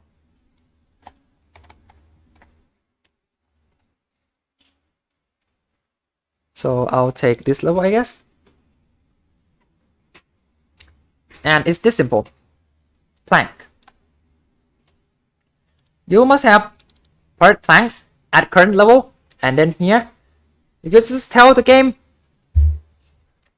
which row to have plank. So 1, 2, 3 here. Don't forget they start counting from 0.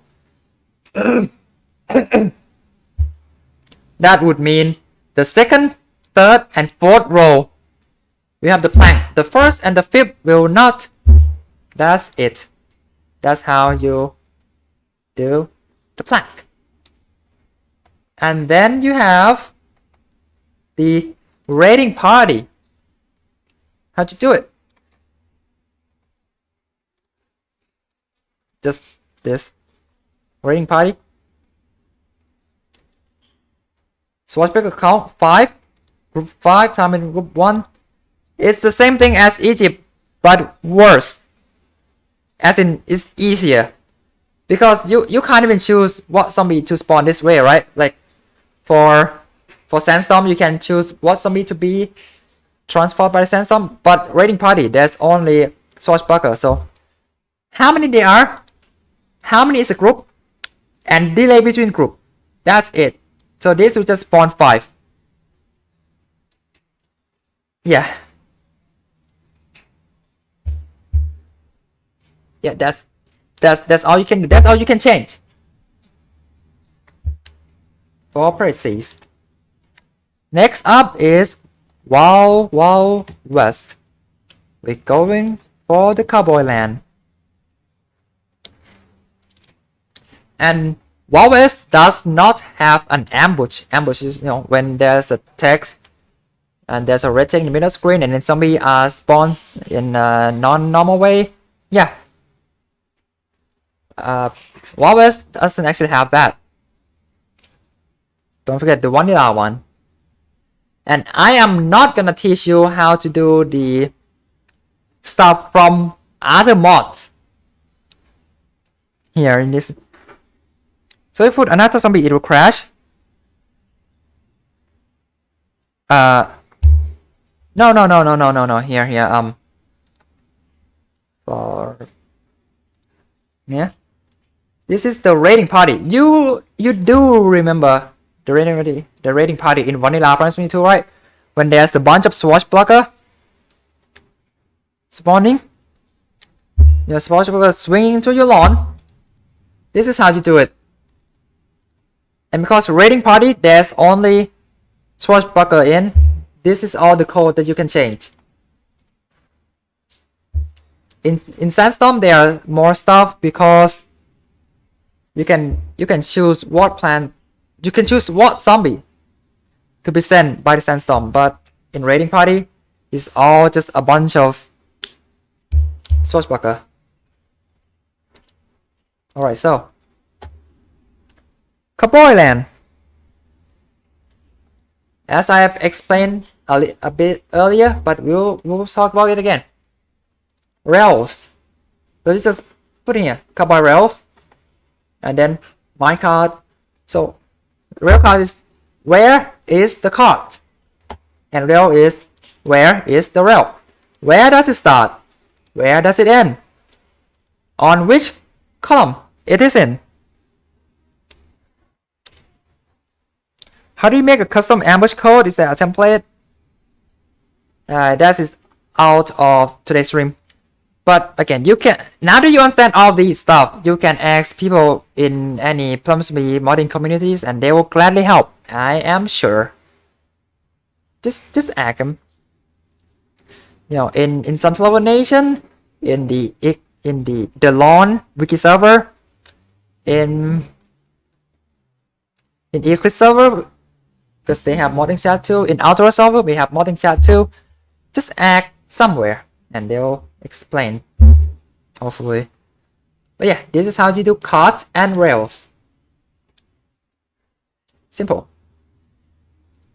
And then future, we have the power tools. And yep, it's called link tile in the code, interestingly. So yeah, future link tile group here. And you just something, you put the type of the power tile and where is it, and the delay between, you know, each activation is always this amount in vanilla anyways. So yeah, I don't know why they have to put that if it's gonna be the same every single time, you know. But hey, that means we can change it. You can make all the plants have the plant food effect instantly, or you have to wait like a minute. You can do that, make it like some sort of gimmick. But yeah, the type is referred by the name. There's alpha, beta, gamma, delta, and omega, if I recall correctly. No, it's epsilon. Great. So alpha, beta, gamma, delta, epsilon. So these will refer to a color, but I can't remember which color is which. But I remember epsilon is the purple one, which is only used by what was the name again? Tile turnip. Yeah, tile turnip, the purple one is the epsilon, but you can just spawn them. Spawn them in the level if you want to. Yeah, you can do that. Alpha is red, I think. Beta is yellow. Gamma is red. Delta is blue. That's purely from my memory. It's probably wrong, but yeah. Alpha is red. Yeah, I was wrong. Alpha is red, beta is blue, gamma is green, delta is yellow. Yep. So that is how you set the power tiles. Simple. And then how to do the spider rain. Yeah, that's what it's called in the code. Spider rain. Warning, spider rain. Here. And here's interesting thing here is that you have this line code right here says wave start message, warning spider rain. And you know what that means? When you have something like this, that means you can change it. You can make it say anything you want. You can even change the zombie to spawn. You want the zombie to drop? Yeah. Because spider rain can be used for anything. Like the parachute rain use this exact same code with different zombie and different name.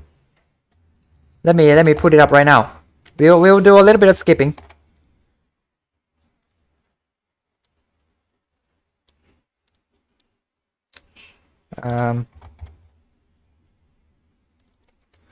Okay, I just pick a random level and hope it has one. Parachute rain, yeah.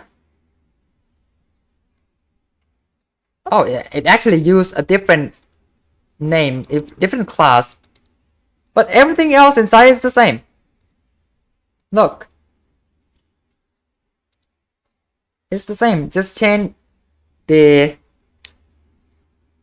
spider name from future im to lost pilot, lost pilot, and wave star matches to this. Yeah, so it's basically the same thing. Alright, moving on, we have Dark Ages. You know, we have grave spawning, and zombie spawning from grave necromancy.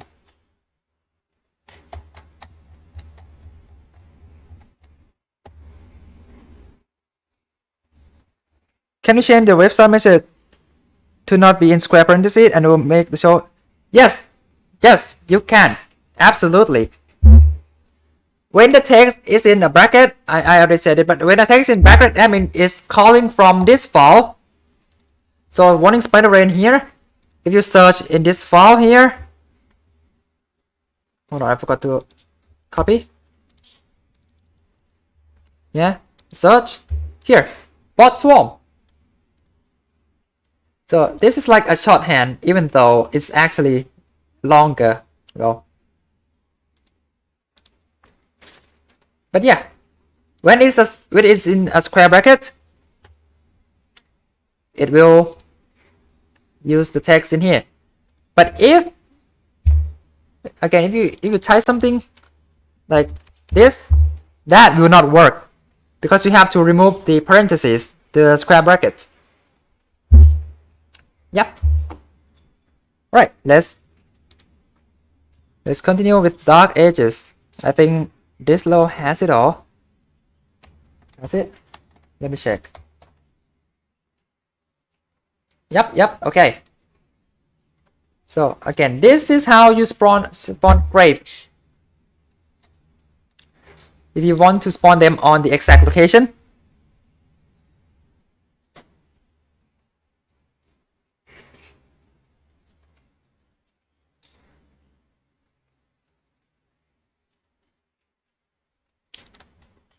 so instead of like warnings sub is hello 10. Yeah, you can do that. You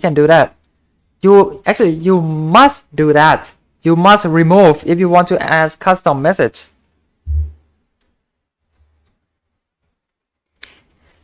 I really hope I made this clear. Alright, if you see something in a square bracket and you want to change it, you must remove the square bracket, otherwise it doesn't work. Now with that out of the way, you know, in Dark Ages there are two kinds of ambush: the gravestone spawning and the necromancy. And here's how you do it. So this is the gravestone spawning. Thanks for the clarification, Professor SP. No problem, my students. So gravestone pool here. So like you tell them what gravestone you want to spawn and how many you want to spawn. So normal gravestone, you want 3 of them, and then you want 1 plant food gravestone.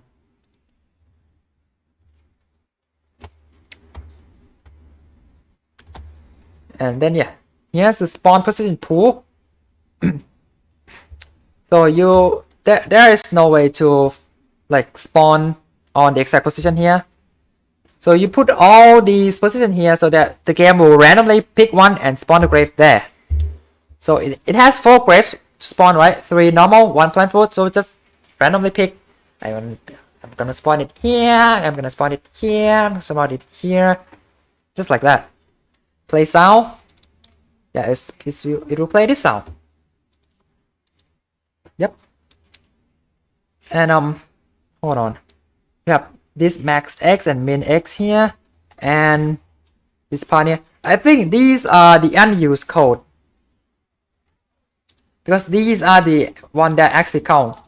These are like the older system that they've used, and then they make a new system that are capable of doing more stuff, but they just disable it, but they didn't remove from the code.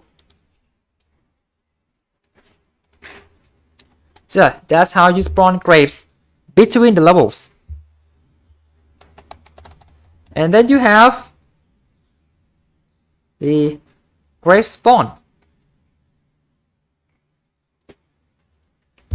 It was understand the parentheses refer to something that has its own code. You change inside the try to code name like that. If it doesn't exist, no. Correct. Correct. You understand it perfectly. Alright, so to be back to this. To spawn something from the graves, you know, warning gravestone spawn is the necromancy. So the grid type.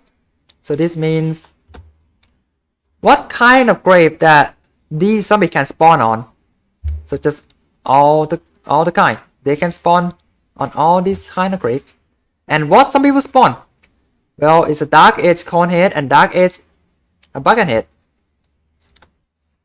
Like that. So that's how you spawn zombies. So like for this one will just spawn a single buckethead. This one, oh no, wait, that one, armor 1 is a conehead. Armor 2 is a buckethead, so this one will spawn 2 bucketheads and 1 conehead from the grave. Alright, and that's how you spawn zombie through graves. Right, moving on, we are going to the towels. The big wave beach.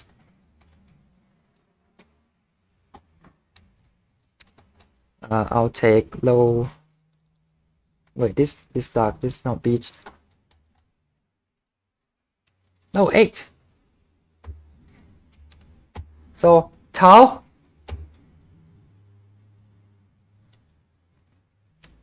To add tile, you have to add this, and then this. Starting wave location. So it starts at column 3. Wait, no.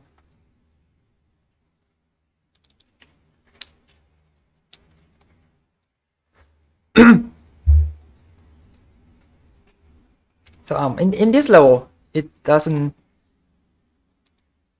Wait, in boss fight you don't have the look. Oh, but yeah, let's take a look at B7 here. So starting wave location, so it starts at wave 0. No, it started column 0. That means the whole lawn is full of water right now. And then in the wave, as you can see, title change event. So that's how you change the tile.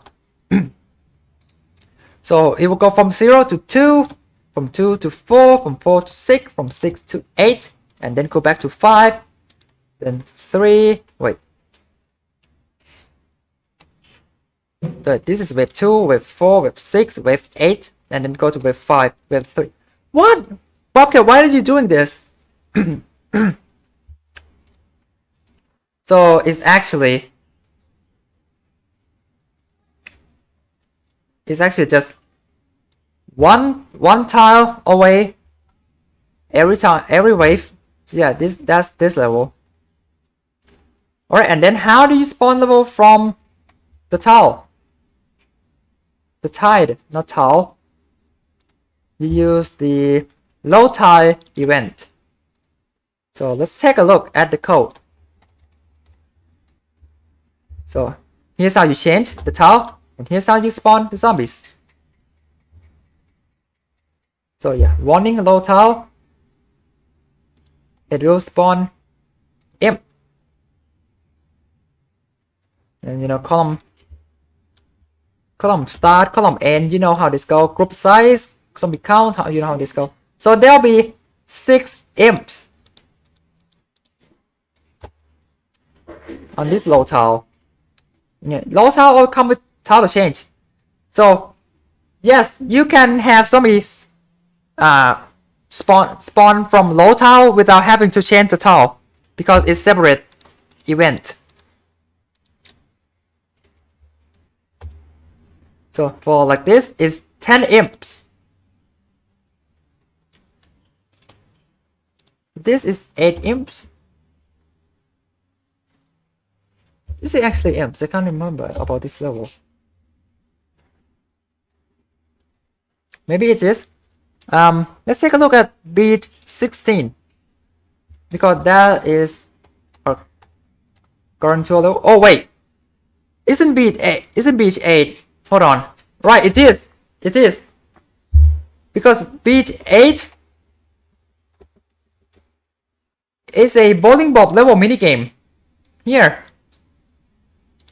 Right, that's why the showtime marker is false because it's replaced with the bowling sign instead. What chain type absolute mean? Honestly, I have not seen any other type. Maybe it's not even used. Maybe like there'll be multiple ways the type can change, but they decide to scrap it. So there's only one kind of change now. But we are here so that we can see how the game can spawn different kind of zombie. Oh wait, it just, yeah. So this is like, so wave 7, low tide event 0, you have 6 imp. Low tide event 1, you have 2 bucket heads. So yeah, so 2 bucket heads and 6 imp will spawn on the exact same wave. It's just put at 2 separate events because one event can only handle one kind of zombie. And if you look up here about all the this stuff, you can see here wave 7. So this is normal zombie spawn, the low tide event 0 and 1, and the title change. So everything just stacked into into one group here. Like look at this. There's like 3 events, and then the normal spawn, and then the title change. So yeah, that is how you do it. Title change and stuff. You should experiment with these. Like if you want to truly get it, you should try them yourself. Now that you kind of understand stuff, I don't think that'll be too hard. Right, next up is Ice Age. We have we have slider tile, we have a bunch of stuff. So first, slider placement. So it's just like how you spawn other kind of grid items. You tell the position, you tell the type, so slider up, slider down. Yeah. Frozen plant placement. So you have split P on this location that has the ice cube condition. So what happens if we change this or remove this? Well, if you remove it, then it will just be a normal split P on the lawn. And there are many kind of conditions you can give to your plants. Let's see if I can find them here.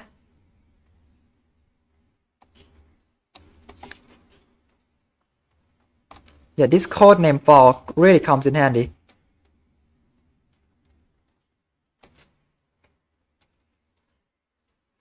Yeah, there are these conditions, but most conditions don't work on plants, I don't think. Yeah, ice cube. Yeah, there's condition. There's like chill, sap, stall, freeze, stun, butter, lightning. There's a lot of condition. And there's like some basics like speed up, speed down too that you can use.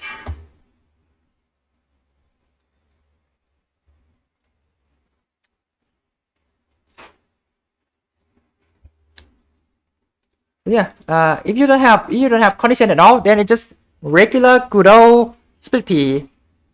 That's not being ice cube. And then you have frozen plant placement, and you have frozen zombie placement, and you have frozen imp. They are ice cube. And yes, if you remove that, the zombie will not be ice cubed and will just walking away towards your house, trigger your lawnmower, or go to your house if you don't have one.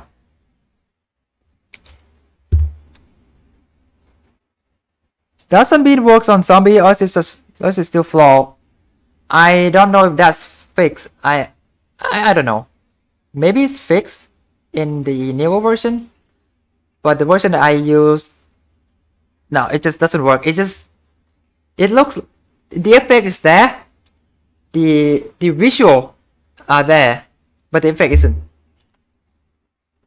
Alright, so yeah, that's how you do frozen plants, frozen zombies, and the slaughter tile. And next we would have the frost wind. And this is how to do it.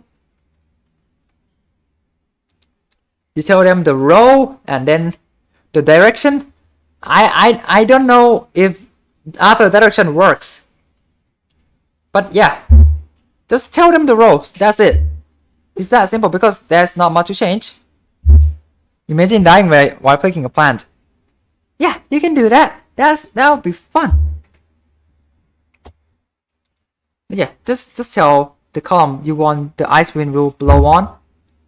If you want multiple ice wind, you add multiple ice winds on the same wave group. And here we already talked about this. The storm just change from sandstorm to snowstorm. Let's take a look at another level. Let's see if there's another level that can showcase this more. The frost wind. Oh, frost wind. Every single wave. And oh yeah, so yes, you can just put multiple winds in a single event. It doesn't have to be just one. Just put multiple, just like how you do other stuff when you can add multiple things on. Yeah, just put them the rows and it'll work. Also, one more thing. You see this, right? Sometimes after the number, after this, when there's a number, sometimes there is nothing. Sometimes there are these quotation marks here. It doesn't matter. It doesn't matter at all. It's just a... It can be either. There's like literally no difference. For real. But yeah. That's that done. Kind of good picture. What?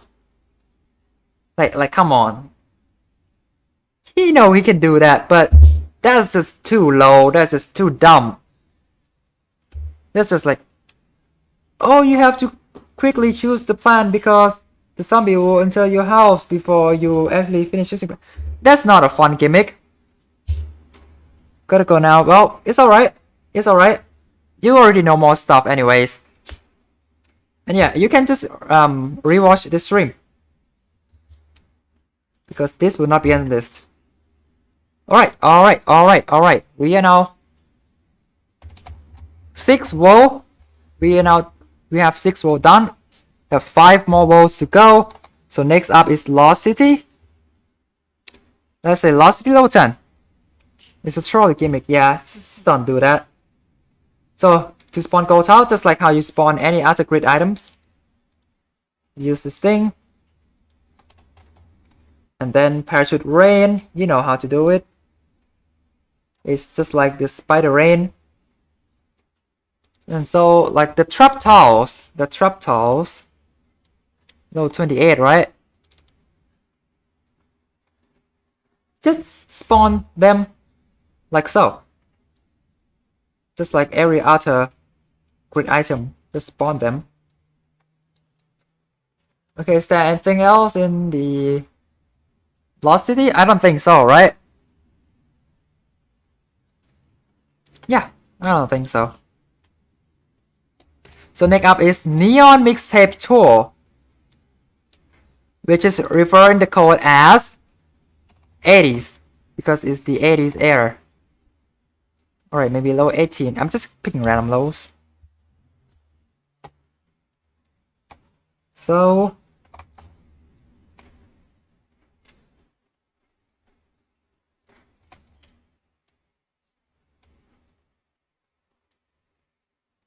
this low here, this low 18. Yep, this. So level 18, for the first 4 flag, it will just use the shoot you see theme. Just keep going. But then on the 4th wave, it will change from the normal theme to punk jam. That's how you change. And then on wave 5, immediately change to pop jam. Yep. And then on wave 7, it becomes rap jam. Yeah, that's how you change the jam. Just put them like that. But keep in mind, this only works on if you have 80 stage on. You can make it work for on other stage, but I will not be teaching that right now. I'm only teaching the basics. So if you want to make a jam, if you want to make a level with jam, you need to use the Neon Mixtape Tour stage. But you probably are gonna use the Neon Mixtape Tour stage anyway if you want to add jams. But yeah, that's how you add jams. There is no ambush in Neon Mixtape Tour, so let's just go to the Dino Land.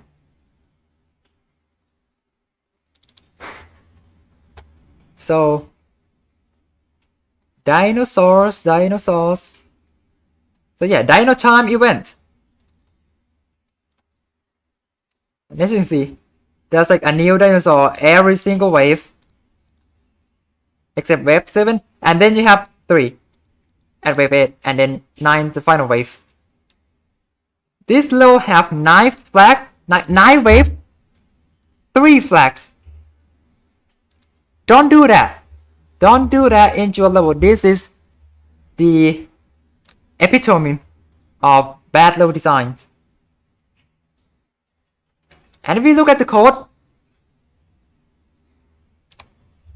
yeah, just tell them the role, tell them the type. There's the, okay, let's take a look at the type, the dinosaurs is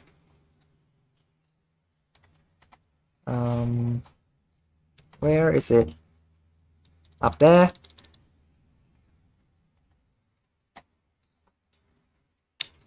Here. So we have Raptor, Stego, Tero, Tyranno, and Ankylo. It's possible to add a speaker from the boss battle to normal. Yeah, because it's just one of the grid item. There's nothing special about it. Just another grid item. You can spawn any kind of grid item. So like we have all the names of the grid items here. You know, like the gravestone. You know, the gravestone rail card. You know, Holo Shield is also a grid item.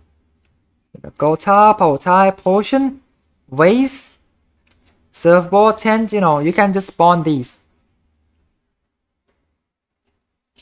But if so, what's the point of flags? Yeah. If you have 1 flag interval, then what's the point, right? Then it means nothing. Then flag means nothing. That's why I don't like having short flags.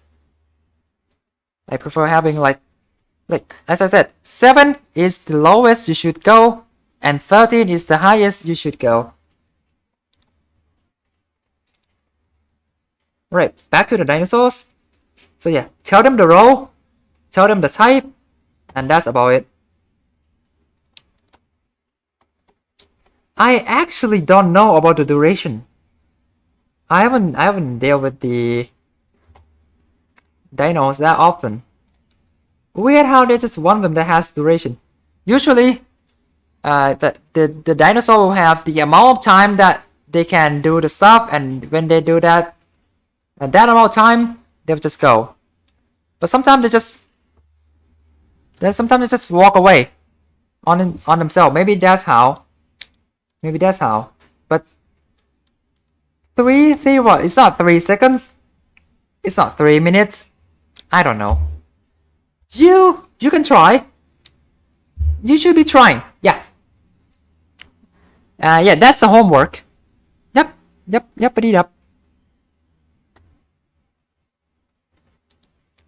Duration is the number of waves to stay, if I recall correctly. Oh, that's probably it. Yeah, that makes sense.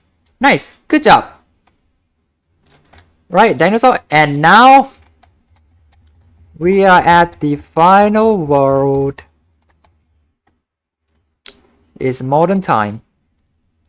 And you know, modern day doesn't have any special kind of gimmicks on its own other than portal. So let's just go and see how you spawn portal. It's like a portal event, and then you go down there, and it's there. Tell the column, tell the row, tell the type. That's it. Yeah, when you understand the basics, these stuff are just not too much. I did homework on class. Yeah, great job. Yeah, and yeah. So this will be the Egypt portal. This will be the pirate portal. This will be the future portal. Can you change the zombie spawn portal? Yes, but that requires the custom modding, which is not gonna be teach here. It's already been 2 hours. It's already been 2 hours. Wow, 2 hours of class, guys. But yeah, that will conclude the trials and errors lesson of this class.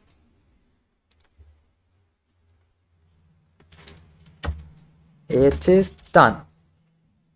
Now, I know it says the way to advanced level making. What does that mean? It means, oh wait, it's almost 3 hours, right? It means, hey, if you want to know about more of these stuff, here's what you should do. If you want to know how to do stuff, you just look up other levels that exist that you can take a look. Like maybe you want to know how to do the Dancers of Eclipse. You just ask someone for a level with that has that gimmick on, and then you take a look, and then you learn by yourself. Yeah, you can learn this up by yourself. You can ask people how you do stuff. And where do you ask them? Eclipse servers. That's one. Central Nation server, that's two. There's a lot of place. But yeah, server promo, I didn't. But yeah, I would recommend Sunflower Nation Discord server or Outdoors Discord server. We'll be glad to help you there if you want to know more about these subs.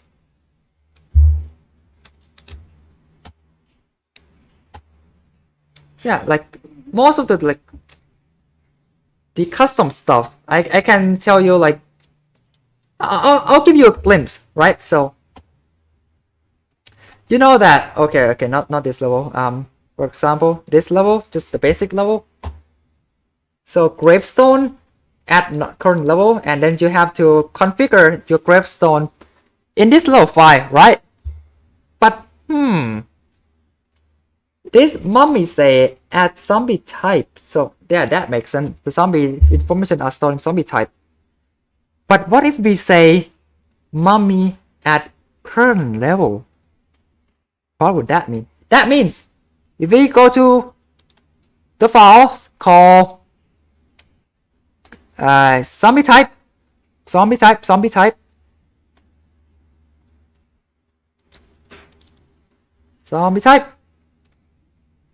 find the Egypt, and then you can copy this. You can copy these, put it in your level, just put it down there. Don't forget about the commands and stuff. And then properties zombie is in zombie properties. Oh, I want to change the properties, so I go find the zombie property file, look up for the mummy again,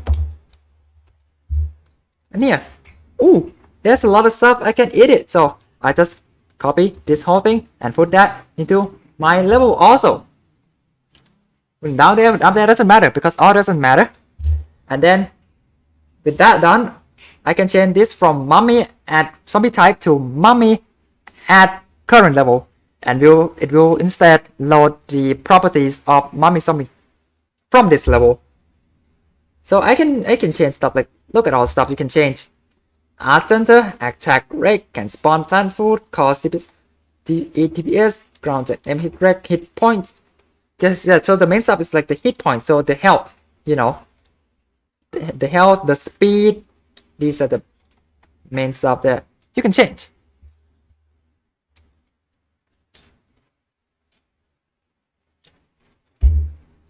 Yep, that's how you make custom zombies.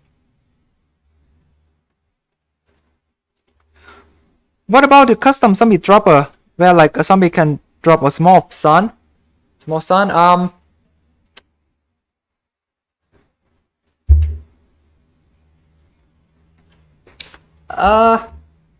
There are multiple ways you can do it, but I don't know how Eclipse exactly do it. I'm gonna make them drop, bruh. But as you can see here, the drop rate is not something that is controlled by the zombie properties. So yeah, that is not that. The zombie always drop small sun, the imp always drop big sun. Yeah, actually how they do it. Actually, you would have to hack could be too. You know, these advanced stuff, not everyone know. Like these people would know these things, these people know these things, and you want to know these, you have to go ask them. That's why there's usually no tutorial for this kind of thing, because there are so much stuff you can do, and not everyone will know everything. So it would need a lot of people, like a whole community, to go together and then compile everything they know to make a tutorial, and that's a lot of work. So that's why it never happens. But yeah, that's the basic of custom stuff. That's how you make custom zombie. You want to make custom grid items? Yeah, it's the same idea. If you go to like, again,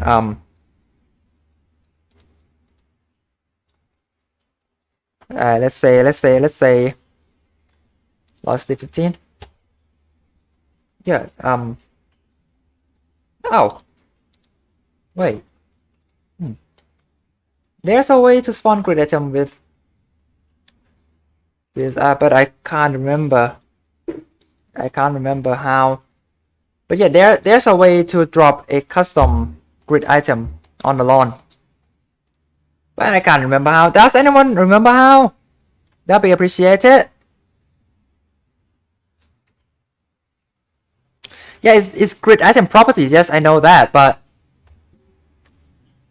you see here's a problem. All right. Let's say this. It doesn't have the RTID thing at grid item afterwards. It's just the type name. So that means it will always go ask that file. So if you want to make custom stuff, you would have to do it in that file, in the grid item property file. You have to edit that file, and to put that file in the game is not as easy as putting levels in the game. So it doesn't work. Use the same preset. So right, again for the zombies, when you spawn a zombie, you put this whole thing, you say this whole thing, right? It has the add file name afterwards, so we can change that. But for these don't have that thing after it, so there's nothing to change, and we can't just add them on our own. It's in the gray spawner code, I think. Oh yeah, you're right, you're absolutely correct. So let's say Dark Age. So on the normal spawn you still can't, but the mid-level spawn like this, add grid item type is now here. So yep, you can change add grid item type to add current level. Go to the grid item type, copy the stuff, put it into your level, change the stuff, and you have got yourself a custom grid item. Yep. And that's the basic of custom stuffs. That's how far I'll go for this tutorial. Yeah, because again, if you want to know more, you should be asking. Excuse me, get educated by Sue. It happens. It happens. It happens. Alright. So yeah, the way to advance level making. You know it now. Alright, and then what is that there? The final one. The final one is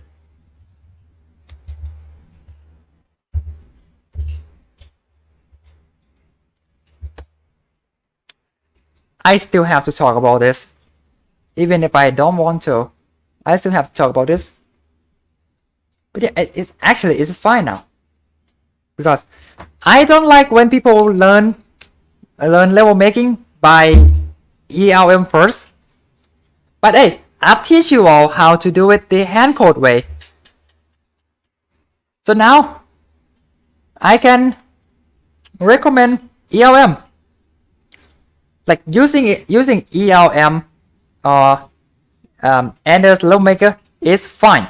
It is fine, absolutely. It's just that you should know how to hand code first, then use ELM as a tool to help your coding easier, not something that you have to rely on. So yeah, ELM.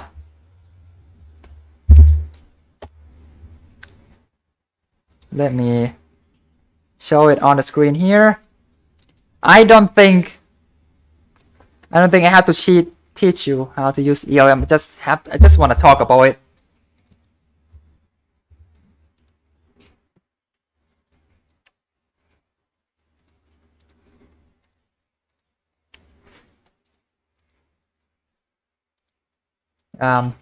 Whoops, what is this?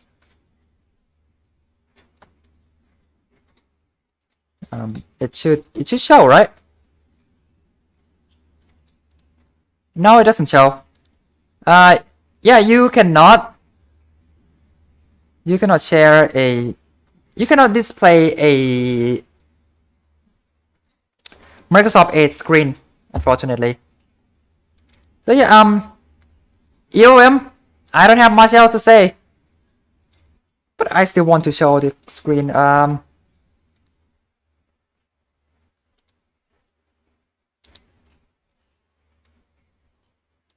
It's not showing. Like even if I don't oh, here it is. So ELM, cool stuff, not gonna lie, can be useful sometimes. But other thing that I want to talk about is this, because this is just important. It's important, all right? You need to know about this. You need to know that this exists. So what is this? So let's say you make a level. Right? Let's say you did a mistake. And you didn't know it. You put this level into the game, it crashes. You can copy the whole thing, put it here, ask it to validate, and it will tell you right there what went wrong. So this is the error finder. This is so important. If you are hand coding, this is a must, because you are bound to make mistake, and when you do make one, it's gonna be hard to know exactly what you did wrong. And so this will help tremendously.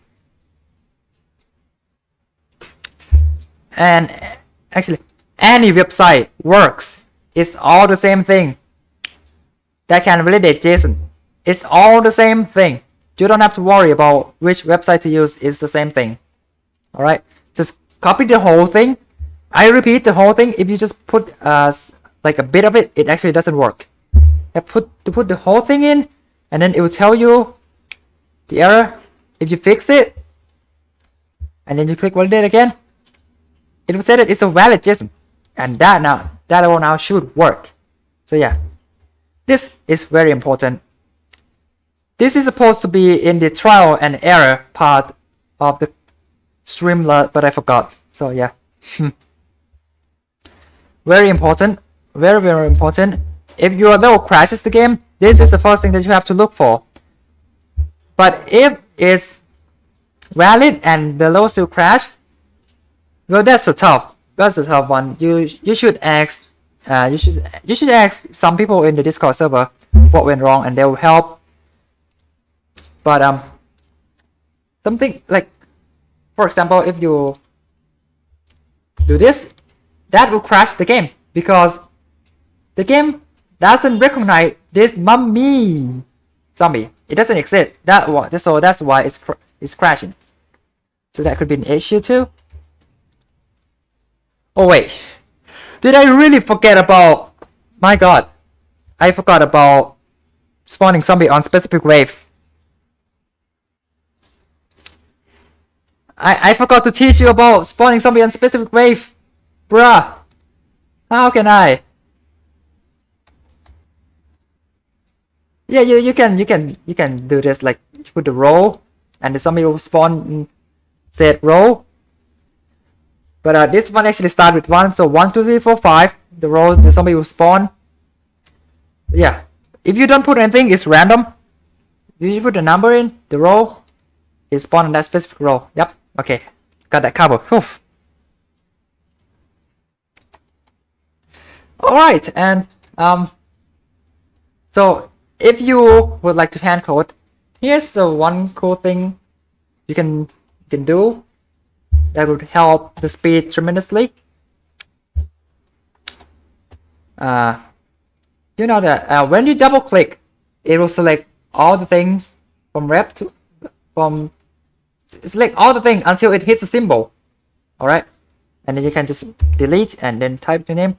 And when you type, let's say you gonna type mommy, you type M, just 1 M. I said 1 M. You can just use up and down arrow keys to select but and say mommy. Hit enter and it will auto complete. It will add these parts. You can just delete them, or you can double click, hold, drag to the left so it covers everything, type M, and then just enter, and there you go. Just change the zombie. You want raw, type R, raw. Done. You don't have to like click and delete the thing and type the whole thing. No, we are not doing that here. So you could go. Thanks.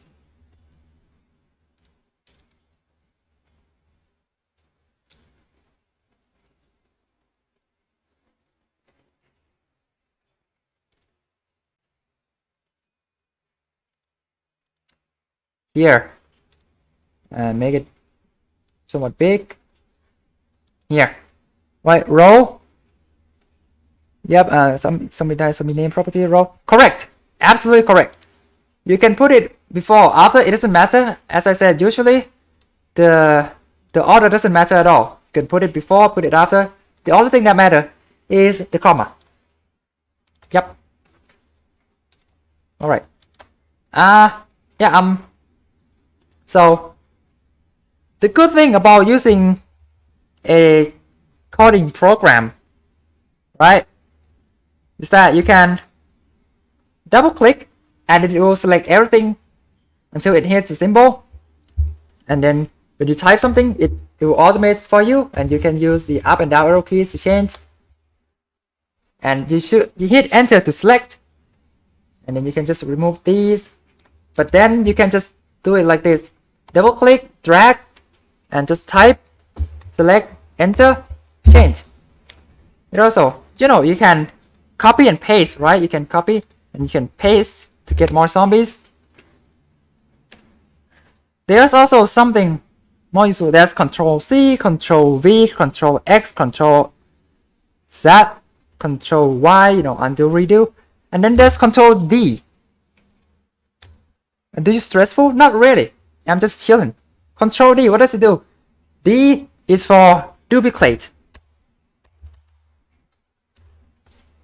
So you can just, it's like copy and paste, but you don't have to copy and paste. You can just duplicate it immediately. So that comes in handy.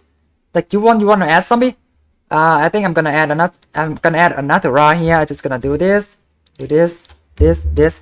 Simple, fast.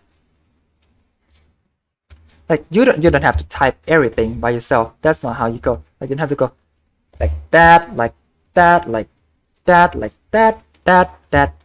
It's just not. It's not how you do it. It's not how you code, right? Copy and paste is the way to go. It's just how you do it. Let's just look how slow this is.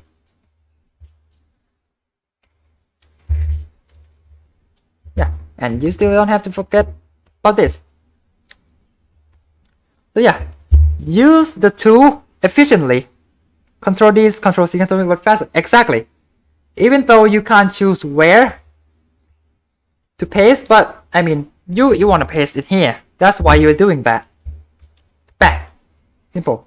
And yeah, and if you select the zombie this way, when you duplicate it or copy and paste it, the comma will follow in the way that the syntax is still correct. So yeah, when you select, you should do it like this. You shouldn't do it like this. Should not do it like this. You should do it like this. That's also one cool trick to make your life a bit easier. Let's just say it that way. And yeah, I think that's all the knowledge that I would love to give on today's stream. This was a very intense stream. For me at least. It's the most talkative I've ever been on YouTube, pretty much. Because I just talk the whole time. It's pretty tiring. Not going to lie. What about tomorrow? Tomorrow is Sunday. Maybe I'll do a stream, but I am not guaranteeing that. Maybe I'll do crab game because it's got a new update. Yeah, crab game next week. Sorry for yeah. Sorry for the Eclipse people, but come on, it's a crab game. It's crab game.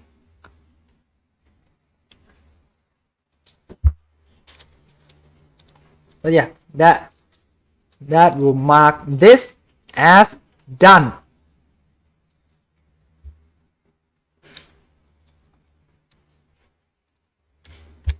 All the lessons are done. Whew, 3 hours. Right, I hope you understand how all this works now, and I hope you understand why no one wants to make a tutorial. It's gonna be 3 hours of them talking, and no one wants to do that except me, I guess. She said the C word. The what word? Crab? It's crab. It's not crab. The crustacean. The aquatic animal. Not the poop. It's crab. Crab with a B. Can you do steps? Yeah, this stream will not be unlisted. No one wants to make SBC utility. God. No, I will not do that. I will not do that. All the hard stuff, I'll give it to someone else. Someone else do it for me. I'm not doing it. Too much work. Like I have to explain what PSGR are. I have to explain the file system. I have to explain like every single file in the package folder. That would be painful. I have to explain like the res info, the struct info, how to deal with the resources, how to add new stuff, how to remove stuff, how to deal with the texture, how to deal with the image and sounds. And no, no thanks, I'm good. Someone wants to do it, good for them. Me, nah, I'll stick with telling people to read a text instruction for now. The file. I say the file is a fall. I know it's a weird pronunciation, but I mean file. F-I-L-E. File. Yeah, it's file, but I say fall. Yeah, that's actually odd. The file system. And also, this microphone is not the best, so it's very understandable that you mishear me. But yeah, if I want to do the advanced tutorial, that would mean including the OBB packing and unpacking and the file system and all that jazz. And no thanks. But if you want to learn about all this, join Sunflower Nation Discord server. Yes, people there will gladly help you. They will want to help you, obviously. We have a very nice looking tutorial that you can follow and do stuff with, and yeah, you can make your own PvZ mod. You can make your own PvZ2 mod today. Should have added the background music. Yeah, this is a bit like empty, isn't it? Like just sound of me talking. The background music would be nice. Yeah. But the stream has ended. Like the fact that I now have an intro. This is actually an upgrade. Maybe I'll start doing this next. Like intro up the be patient. Now, like now loading. Today we'll be playing this from this level to this level. You know, like maybe 10-15 minutes for the stream start. I should be doing that. That's cool. That's a cool feature. Yeah, maybe I do the outro screen, but that's kind of useless. Outro screen, like, like people wouldn't stay during the outro screen. When I say a stream is ended, see ya, they'll just leave. They wouldn't stay on the outro screen. Yeah, if I'm not lazy enough at this stream, that would be painful. That would be 3 hours of pain, just watching the whole thing. But yeah, all right. I hope that this helps at least a tiny bit about that help making you understand how a JSON file works and how you can edit them, how you can make your own PvZ2 levels. This tutorial is pretty basic, it's pretty barebone, but yeah, it is a good base to be on, to be able to climb and jump to a higher platform in which you learn how to do things that are more advanced. It will not be hard if you have a good base of understanding. I believe so. So yeah, thank you everyone for watching this far. We had great time together. We reached a peak of about 40 viewers, and that's a lot. A lot of people are interested in level making, but yeah, not a lot of tutorial online, and I hope this will be the one that will solve the problem. But yeah, I think this is it. It's time to say goodbye. Yep. Oh, now that I said that, I can't do my usual intro.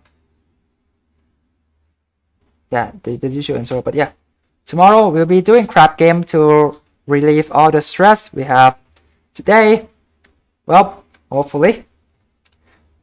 But yeah, that's pretty much it. See ya.